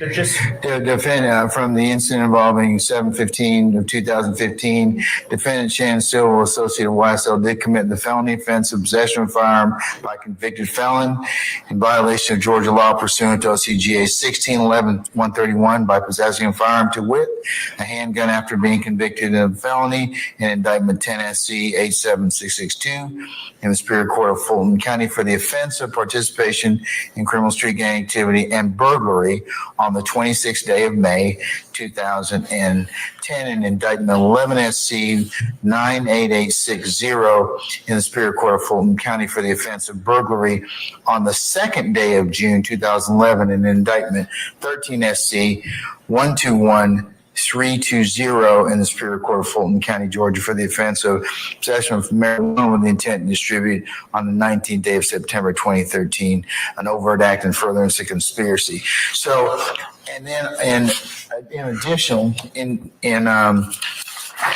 Act 98, they allege similarly participation in criminal street gang activity and these acts in furtherance of overt acts and furtherance of conspiracy. I know it may, and looking at it from a 403 perspective, Mr. Schardt, and of course, in looking at Old Chief and looking at what the measure of prejudice is, evidence is unfairly prejudicial when it would influence a jury to decide the case on an improper basis, and courts have noted that there's a difference between evidence that is simply prejudicial and in that it hurts a party's case admissible, and evidence that's unfairly prejudicial, which is inadmissible. So the 11th Circuit, in looking at this particular issue, in the United States versus Patrick, that's 513 F APPX 882, 11th Circuit, 2013.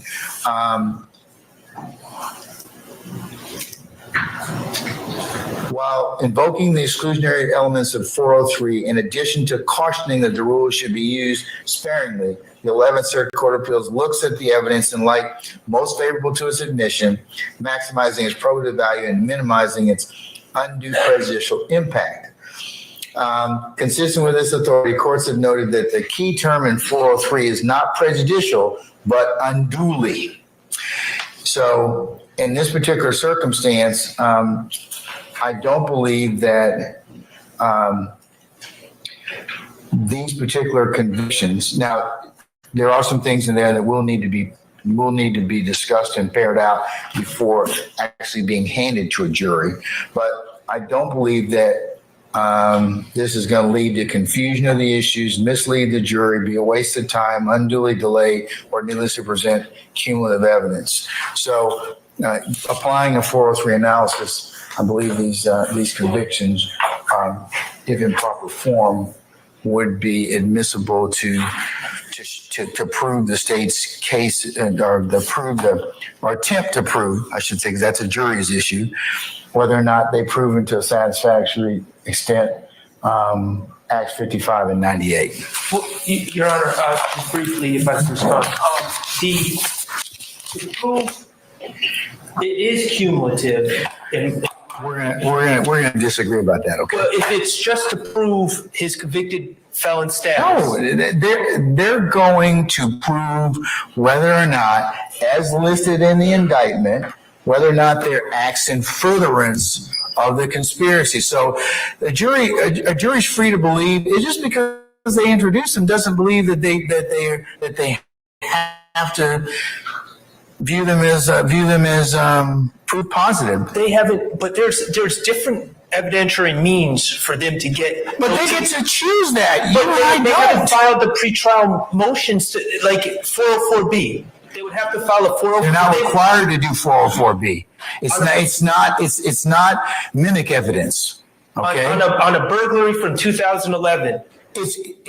It's going to be what they allege in the indictment. So they have to be able to show that. So prove it. it's going strictly to his status as a convicted felon because that's the only thing that they've. Well, it's part of the elements in terms of because one, you got to show whether or not he's a convicted felon or not. So yes, that goes to one aspect of it, but it's not, as an old chief, it's not the sole aspect of it.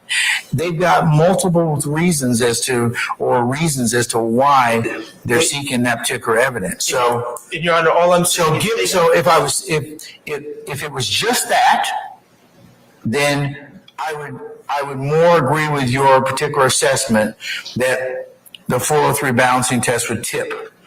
In this particular circumstance, it goes to more than that. But they haven't provided the pretrial notice to use it via other evidentiary means or vehicles. So in other words, they can say, oh, well, it proves Mr. Shannon Stillwell has a propensity to do this or whatever their argument is. They wouldn't be able to argue that. That would be error for them to argue that. Well, let's just say that it proves his gang membership. Just that's an example. They would have to file. As in the indictment. And they would have to file a 418 notice. We talked about this before. And those aren't listed on it. That's what I'm saying. This isn't other acts evidence. Well, then what is it? It's just proof of conviction. It's overt acts in furtherance of the conspiracy. They're not listed as overt acts on the indictment. That's what they're. That's how the indictment's read. I read the indictment. I'm not disputing that they can get into overt act 98. All I'm saying 55. I'm not disputing that at all. All I'm saying is they can't bring in certified convictions after certified conviction after certified conviction as an element of that act. It's only one element of whether or not he's a convicted felon. They only need one conviction. But that just goes to show. But it's more than that. They're going to show one. I mean, and look. You've asked. You're having discourse with the court. Yeah. So I'm just saying that it also goes to show whether or not they committed or your client. Whether or not they can prove your client committed any of these acts in furtherance of the conspiracy. Now, they may be able to show he's a convicted felon, but if the jury doesn't believe the other stuff, then that's only one thing. Now, whether or not he can be convicted of something else is another thing, but it's part of their proof in this case. I think it goes to multiple reasons, but State, you have anything else you want to add? Yes, John, a couple of things. One, the state does not have to allege every overt act. And two, these are also intrinsic acts, and they don't have to be provided as with pre-trial notice of intrinsic acts. These are all part and parcel of the alleged conspiracy that we have charged the defendants with in count one. So this argument about 404B fails. The argument about pretrial notice fails, and this is. I still have to apply 403 though. Oh, I do. I didn't argue about 403. All right. Okay. I didn't. Okay. I just don't see how these are at all intrinsic to when they occurred before any RICO conspiracy is alleged to have begun. And Your Honor, I appreciate you hearing me out. No problem. And there's one other issue that we could take up, but while the jury's out, we might as well now. There's a photo that the state has indicated that they wish to admit, likely through a witness this afternoon. It's 26Q. It's been previously marked as 26Q. Your Honor, I would just describe it. It's a still off of a body cam. Can you see it? Let me see it. Your Honor, to add context, in this incident that we're litigating this afternoon, my client is alleged to have been involved in a car wreck. Okay, what is 26Q? That is the driver. Apparently, after the wreck, the police dragged the body. He's alive, obviously, but they dragged the body of the man from his car and placed him on the grass, and they didn't know if he had any spinal injuries, which he didn't have, and they told him to lay there on the grass and remain still. And so I think that's a depiction of the man laying on the grass, remaining still. I don't know why we need a picture of the man who was driving the other car, laying in the grass, remaining still, following orders. I think it gives on the phone or something like that? Or I think he's talking to, in the body cam, I believe he was talking to a friend. But I think it gives the impression that this man was seriously injured and potentially can't move, which wasn't the case. And I just don't see the state of this man that was unfortunately in this car accident. That has absolutely nothing to do with what we're litigating today. I don't see how a hit and run, first of all, I don't think it's even relevant to a hit and run, but to the extent that it is, certainly a hit and run would not be, I don't think even the state would argue that that would be in furtherance of any RICO conspiracy. So I believe that it would be, I didn't say anything about. So are you saying it's relevancy? Is that what you're asking me to? 403, yes, it's confusion. No, that's different. Right. It doesn't have any relevance. Relevant is a threshold issue. Okay, it doesn't have any relevance.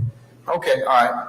State, anything as to 26Q or Quebec? Yes, Your Honor. For 26 Quebec, the state feels that it is relevant. The previously admitted 23 Quebec and 24 Quebec would show this white Ford Fusion.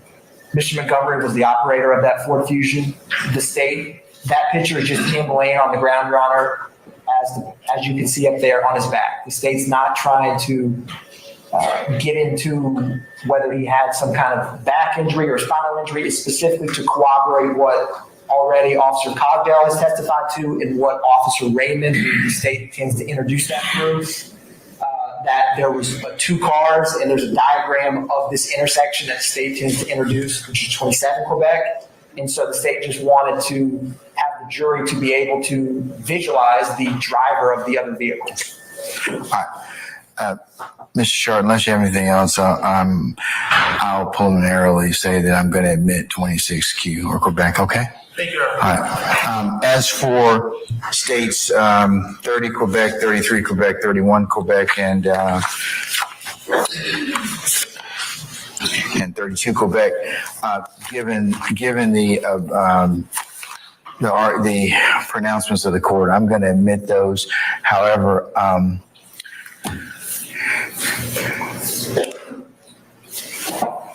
you have one here, should say state, let's see, that would be 31 Quebec, where you would need to redact or otherwise not include the revocation matter. Okay, so that needs to be stripped out anyways, but, and we can talk about that later anyways, because I think that there's a lot of allied papers that you probably have that probably don't have any, that wouldn't go out to the jury anyways. So, I'll admit them, but I'll say that you will have to, at some point in time later, unless you're going to show them to the jury at this point in time. On one of those convictions, it appears that there's one of the old Fulton County handwritten sentencing sheets, and then also the computer-generated sentencing sheet as well. So it's almost like it's double. It's the same conviction twice. I believe that's on the Gang case. Your Honor, that is another matter that we have no problem hashing out with Mr. Schardt prior to that document itself going out with the jury. I think it's along the same lines of probation, revocation, paperwork. It is in fact an exact duplication. Otherwise, we would address it at a later time with the court. Are you going to read it in any way to? We're going to read the computerized copy because that's the one we read. All right. Mr. Schardt, other than your objections, is that all right with you, sir? Yes. All right, just make sure that you all, before that you all, that is the state and Mr. Schardt, get together and figure out exactly what's going to be read. But I'll admit those over your objection and make them continuing objections. Okay? And Your Honor, if it's okay with you in front of the jury, I'm just going to say that my objections are the ones that I've previously stated and assume that we will remedy the extraneous papers at a later date. Yes. Thank you. Okay. Your Honor, just permission to come approach and. Oh yeah, you can. Yeah, Mr. Kearns, go ahead and give those back, please. Okay. Thanks. All right, before we go ahead and recall our witness, how much longer do you think we'll need, Mr. Schardt? With this witness, I would say 10 to 15. Okay, we'll probably call it a day after this. Okay, if that's all right with you all. Okay, all right, okay. Anything else? Can we summon our jurors? All right. Oh, bathroom break. That's right. Okay, folks, I'm sorry. I apologize. Let's just take, we'll be in recess 5 minutes. You all need and do what you need to do, and we'll come back and we'll go ahead and finish up. All right, we're in recess. Don't go anywhere. Don't go anywhere. Don't go anywhere.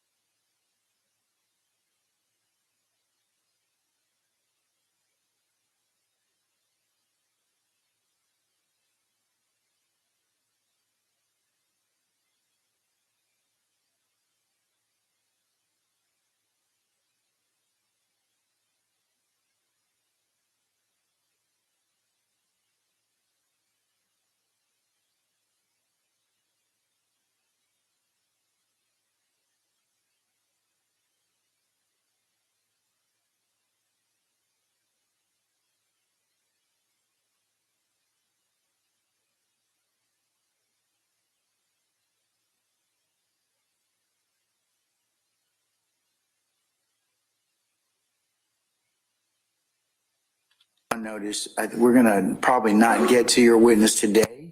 I'll ask the state when they believe that they will get your witness so you can schedule accordingly. But we're gonna finish after this cross-examination for the day. So, counsels for the state, when do you anticipate calling Ms. Gladden's client, who is, what's your name, your client? Jontavia Stevens. Mr. Stevens, okay. Your Honor, as we have spoken with Ms. Gladden and Mr. Stevens over the weekend and informed them, we did intend that to get to him today if we had reached him. So we will be getting to him tomorrow. Okay, all right. So, Madam, tomorrow, if you could be present for you and your client for 9:30? Thank you so much. Okay, all right. Do you have any other business before me, Madam? I do not know. May I be excused? Yes, you and your client may be excused until tomorrow morning at 09:30, okay? Thank you, Judge. All right, we'll see you then, okay? Okay, all right. Sergeant Ingram, can we go ahead and summon our jurors first, please? All rise for the jury. All rise for the jury.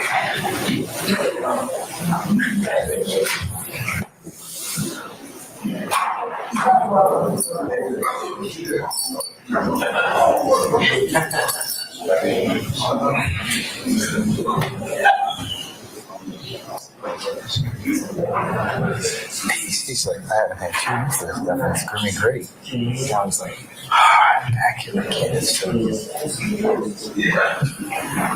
You said, all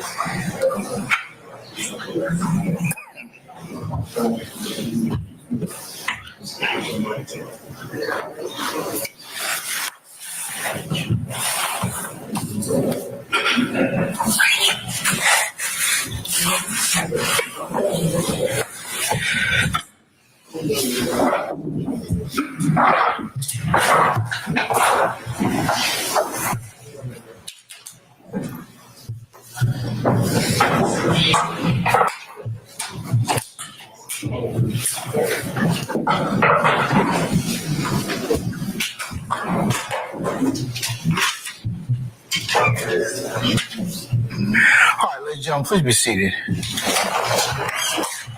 All right, thank you, Sergeant Ingram.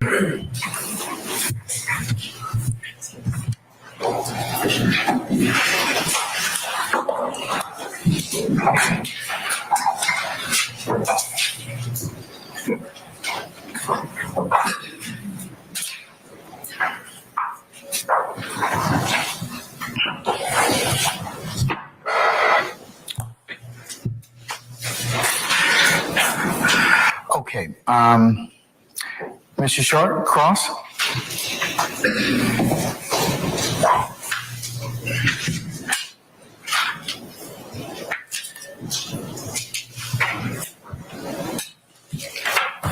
Officer Cogdell? Yes, sir. Good afternoon. My name is Max Schardt. I represent Shannon Stillwell. I think you referred to him as Shannon Jackson. Correct.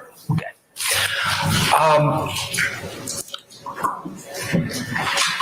You said that you were assigned to Zone 3. Yes. And a specific beat within Zone 3 that includes the Cleveland Avenue corridor, correct? Correct. Okay. And what year did you begin in Zone 3? In April of 2019. Began April of 2019? Yes. Okay. And are you still in Zone 3? I am. Okay. And the same beat? Yes. Okay. Prior to this incident, you did not know, or you had never personally interacted with my client before, correct? Correct. Okay. Is it fair to say when you saw the red car driving down Metropolitan, you did not recognize my client in the car and say, oh, that's Shannon Stillwell? No. Okay. No, meaning you did not recognize him? I did not know who he was. Okay, excellent. That day, you indicated that you were in a police car in a parking lot of a storage company or storage facility. And you were by yourself in that car? I was. Okay. And I believe you used the word set up or posted up. Posted. Posted. Mm-hmm. How How long were you posted there prior to getting behind Mr. Stillwell's car? I'm not for sure, probably 20 minutes probably. In that same parking lot, looking over or looking at Metropolitan? Correct. And what were you looking for? Just monitoring traffic flow. Any traffic violations that was committed. Any traffic violations? Yep. Okay. Now, you indicated on direct that you saw my client in the front driver's seat. You said dancing. Correct. Okay. Like bouncing around. Bouncing around as some of us tend to do when listening to music in the car? Correct. Okay. You did not observe any moving violations committed by Mr. Stillwell at that time, correct? No, just the seatbelt violation. Just a seatbelt violation, meaning despite enjoying the music in the car, he wasn't weaving in between lanes or driving recklessly at that time? No. Okay. It was solely a seatbelt violation? Correct. Was that the only seatbelt violation you observed that day? I'm not for sure because I got to work a little bit late that day. Who knows? Do you always pull people over for seatbelt violations? Not always seatbelt violations, no. Okay. Nonetheless, you decided to get behind Mr. Stillwell's car, correct? Correct. And you, in fact, blue lighted his car, correct? Correct. All right. And eventually, you pursued Mr. Stillwell's car, correct? Correct. Whose decision is it on whether or not to pursue an automobile that is not stopping? It depends. It's the supervisors monitoring. They can monitor the radio traffic. They cancel us if it's not like a forcible felony vehicle, or I can cancel myself. Okay, so you said they'll cancel you if it's not a forcible felony, correct? Correct. Okay, and you would agree that seatbelt violation is not a forcible felony? Correct. APD standing operating procedure is not to conduct a pursuit on a seatbelt violation, isn't that correct? That's correct. And I was getting ready to cancel myself, but by that time, he had already got into the accident. Now, we talked about you were using some codes on your body cam that was shown to the jury. Mm-hmm. And you said, I believe, a code attempted 44? Correct. Okay. And that involved a young lady that we don't know who she is that was on the scene, correct? Correct. All right. And just to be clear, all the interaction between Mr. Stillwell and this person was captured on body cam. Just that, yep. So when you're saying you observed my client push a woman, that was what we saw on body cam. There wasn't something else. That was it. Okay.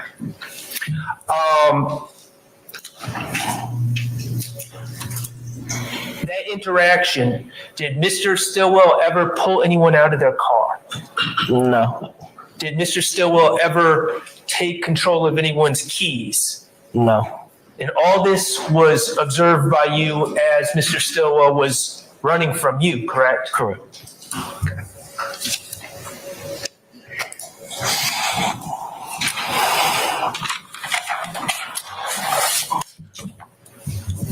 That person whom we don't know their identity did not stick around at the scene to file any complaint, correct?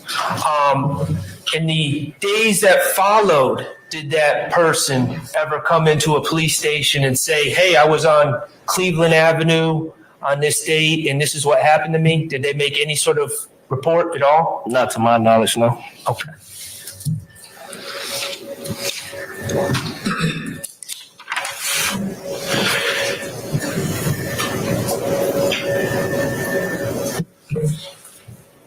The $5,000 or I guess it was $5,500 ultimately that was recovered from my client's pockets. Was that money returned to him? It was placed in the evidence. It was placed in the property, placed on hold.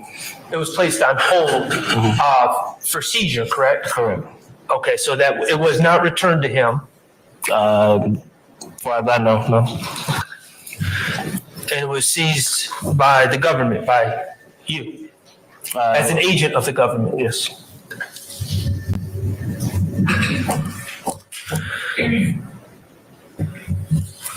Now, Mr. Stillwell had that $5,500 in his pocket, correct? Correct. Do you have any information as an investigator in this case that that $5,500 belonged to anyone other than Mr. Stillwell? As far as my knowledge, no. As far as your knowledge, that was his money, correct? Correct. And no one else's, correct? Correct. Okay. Let's talk about the red car, the red Nissan. Mm-hmm. I think we said it was essentially an Altima, correct? Altima, yeah. Right. That car, certainly as an as an officer in this case, you ran that car, correct? Correct. To figure out who the owner of the car was, correct? Correct. To figure out if that car was stolen, correct? Correct. Okay. That car was not stolen, was it? It was a rental car. It was a rental car. So I'm going to ask the question again. That car was not stolen, was it? No. Okay. And it was a rental car. Correct. And it was rented by Mr. Stillwell's girlfriend, correct? That I'm not for sure. The rental agreement wasn't in the car. Okay. You have no evidence to suggest that someone rented the car and then it was subsequently taken from them, correct? Correct. Okay. Everything was legal about the car. Yes. And it was a rental from Hertz, correct? Correct. All right. Now, let's talk about the firearm that was recovered out of the center console. Do you remember on direct where the you testified that it was not reported stolen, and then the state asked you, well, if it was stolen but never reported stolen, it wouldn't show up as stolen, correct? Correct. Okay. And that's true, correct? All right, so let me ask you, instead of speculating, in 2019, was there any evidence at all that that firearm was stolen? No. Okay. In 2024, as we sit here today, do you have any evidence at all that that firearm was stolen? As of today? Yes. I mean, since this happened, has any other evidence come in that changes your assessment?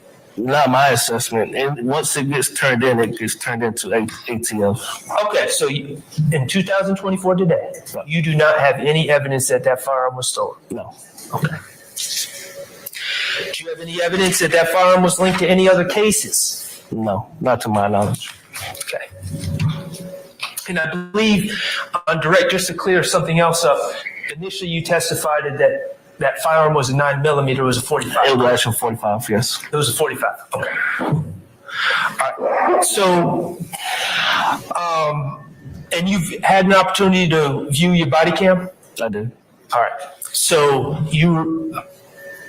and I understand that this was 4 years ago, more than 4 years ago, but in viewing the body cam, did other than Mr. Stillwell involved in this case? As far as like outstanders or officers? Suspects. Suspect, no. In committing this crime, correct? Correct. Okay. There was no one else that came and claimed possession or possessory interest in this firearm, did that? No. And you determined it was Mr. Stillwell's? Correct. And only Mr. Stillwell's? Correct. Okay. The money that was found on Mr. Stillwell, you determined, although you seized it, you determined that it was Mr. Stillwell's money, correct? Correct. And only Mr. Stillwell's money, correct? Correct. Okay. And Mr. Stillwell, let's talk about his clothing that day. He was wearing black sneakers, correct? I believe so. Black jeans? Yep. And a blue and teal flannel shirt, give or take Yeah, almost greenish. Greenish. Okay, I'll go with you. Greenish flannel shirt. Okay. All right. And when it was time to charge this case, sir, you charged, and you took out the warrants in this case, correct? Correct. Okay, and you took out warrants for what you deemed appropriate to take out warrants for. Correct. And you charged Mr. Stillwell with fleeing and attempting to elude misdemeanor. Correct. Okay, for driving off. Correct. And you were trying to stop him for the seatbelt violation, correct? Correct. You charged him with hit and run. Correct. Obstruction for running from you. Correct. Okay, no license. Correct. Seatbelt violation. Mm-hmm. And possession of firearm by a convicted felon. Correct. Based on his status as a convicted felon. Correct. You did not charge him with any gang act violations, did you? No.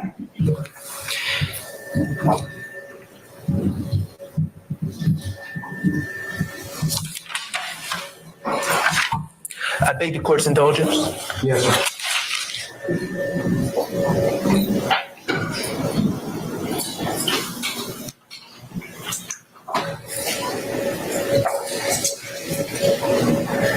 Thank you, officer. That's all I have, Judge. Any redirect, counsels? Yeah, very brief. All right, go ahead. Officer Cogdell. Mr. Schardt asked you, I wondered if you remember if there were any other seatbelt violations. Asking you if you observed any other seatbelt violations that day. I did. Yes, you remember Mr. Him asking the question, yes. On that day, was that the only seatbelt violation that fled from you? Correct. And do you have any idea why Mr. Stillwell Jackson was fleeing from you for a seatbelt violation? No. And the only thing you were intending to stop him for was a seatbelt violation? Correct. If he would have stopped, I would have told him to put his seatbelt on and let him about his business. But he fled. Correct. No further questions. Anything further, Mr. Schardt? No, Your Honor. Anybody else? Okay. May we permanently or temporarily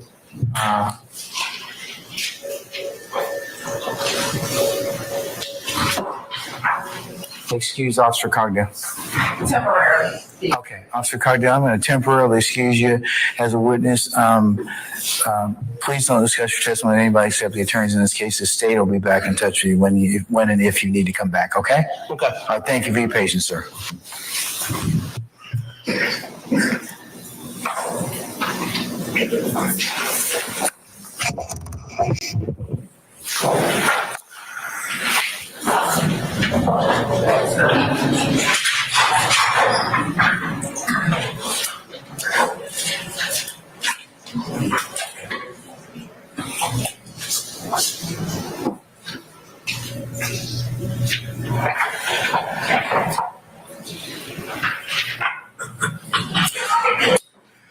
Okay, ladies and gentlemen, the hour is almost 5:30. It's probably a natural stopping point at this point in time, so we're going to recess for the evening at this point.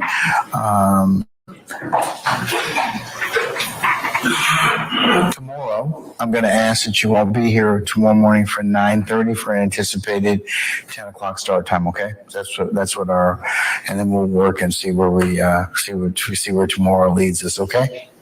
All right. So before we recess for the evening, let me give you your official ad nauseum admonitions. Remember, as we're going home tonight, all the things that we talked about during the time period we've been here still apply. Very important that I know that it's really hard for those that love you and know about you sitting here and what you're doing to not ask you questions about it. And remember, you can blame me and say that Judge Glanville said, really, I cannot talk with you about this. So I'd ask that you kind of remain steadfast in that particular vein. The other thing I would also just remind you about again is that, and the reason I asked you about coming off of social media is that the temptation for third parties to reach out to you is pretty great. So if you're off social media, then that lessens anybody trying to kind of reach out to you for any type of improper purpose that I told you about earlier. And of course, if anybody should reach out to you, you would need to let me and or Sergeant Ingram know immediately. So please consider that. And also, I would also just remind you as well, I asked you all to not use social media at this point in time. That doesn't mean that third parties won't try and talk with you about what's going on outside. Remember, what goes on outside is not of any consequence, because remember what I told you, you can only consider what's lawfully presented in the four walls of this courtroom, and you cannot consider any other source or sources to get your information from and or share that with each other. Remember I told you that most people get in trouble because they'll come in here and they'll say, hey, you know, I was doing such and such and such, such, and then you get busted. So again, keep doing what you're doing. Be mindful of, of other influences. And if you should have anybody try and reach out to you, go ahead and let us know immediately. But to that extent, ladies and gentlemen, we really appreciate you continuing to honor these admonitions, because remember, as I told you, from day one, they ensure fair trial, just trial, lawful trial as to all sides. Okay? So, okay. As you can see, we made some capital improvements in your space. Hope you like those. Our continued efforts to make you as comfortable as possible. Is there anything that any of you need to ask me at this point in time, ministerial in nature? Okay, all right. Just to put a couple things on your radar, the week of the King Week, the King holiday is on the 15th, and that week I think it follows through the 19th. We will be taking an administrative pause. So if you have any things that you need to schedule, that's a week that's good for you, okay? So just to put that on your radar as of right now. There's some other unrelated business that we'll take up, and so just to put that, as I told you earlier when we started, I try and give you as much notice so you can go ahead and schedule other things that you need to do, because your life still exists and continues to go on, even with this very important responsibility that we've asked you to take on. All right, ladies and gentlemen, unless you have anything else from me, remember also leave your notepads in the basket. Are we okay with notepads? Yes. All right, if you get down to where you need some additional ones or new writing utensils, please let Miss Amana know, and we'll go ahead and get those to you immediately, all right? Okay, unless you have anything else of me, ladies and gentlemen, thank you for your patience and continued patience that you're continuing to give this matter. And unless you have anything else, we'll see you tomorrow morning at 9:30, okay? All right, all rise.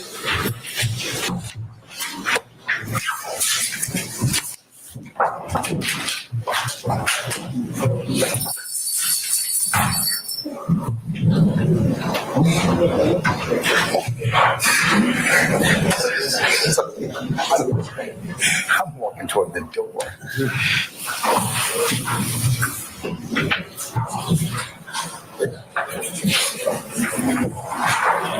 All right, ladies and gentlemen, please be seated.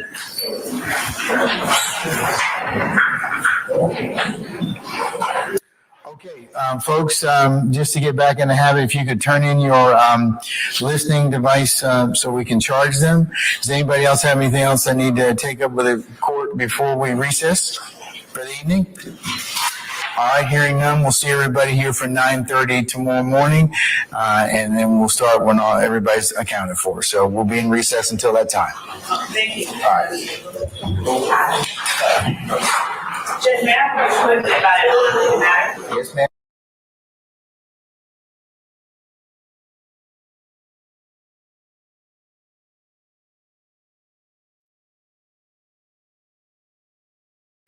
Thanks for tuning in, everybody. I'm busy with breaking news here on the Tom Girardi beat, but kind of another boring day in this crappy trial.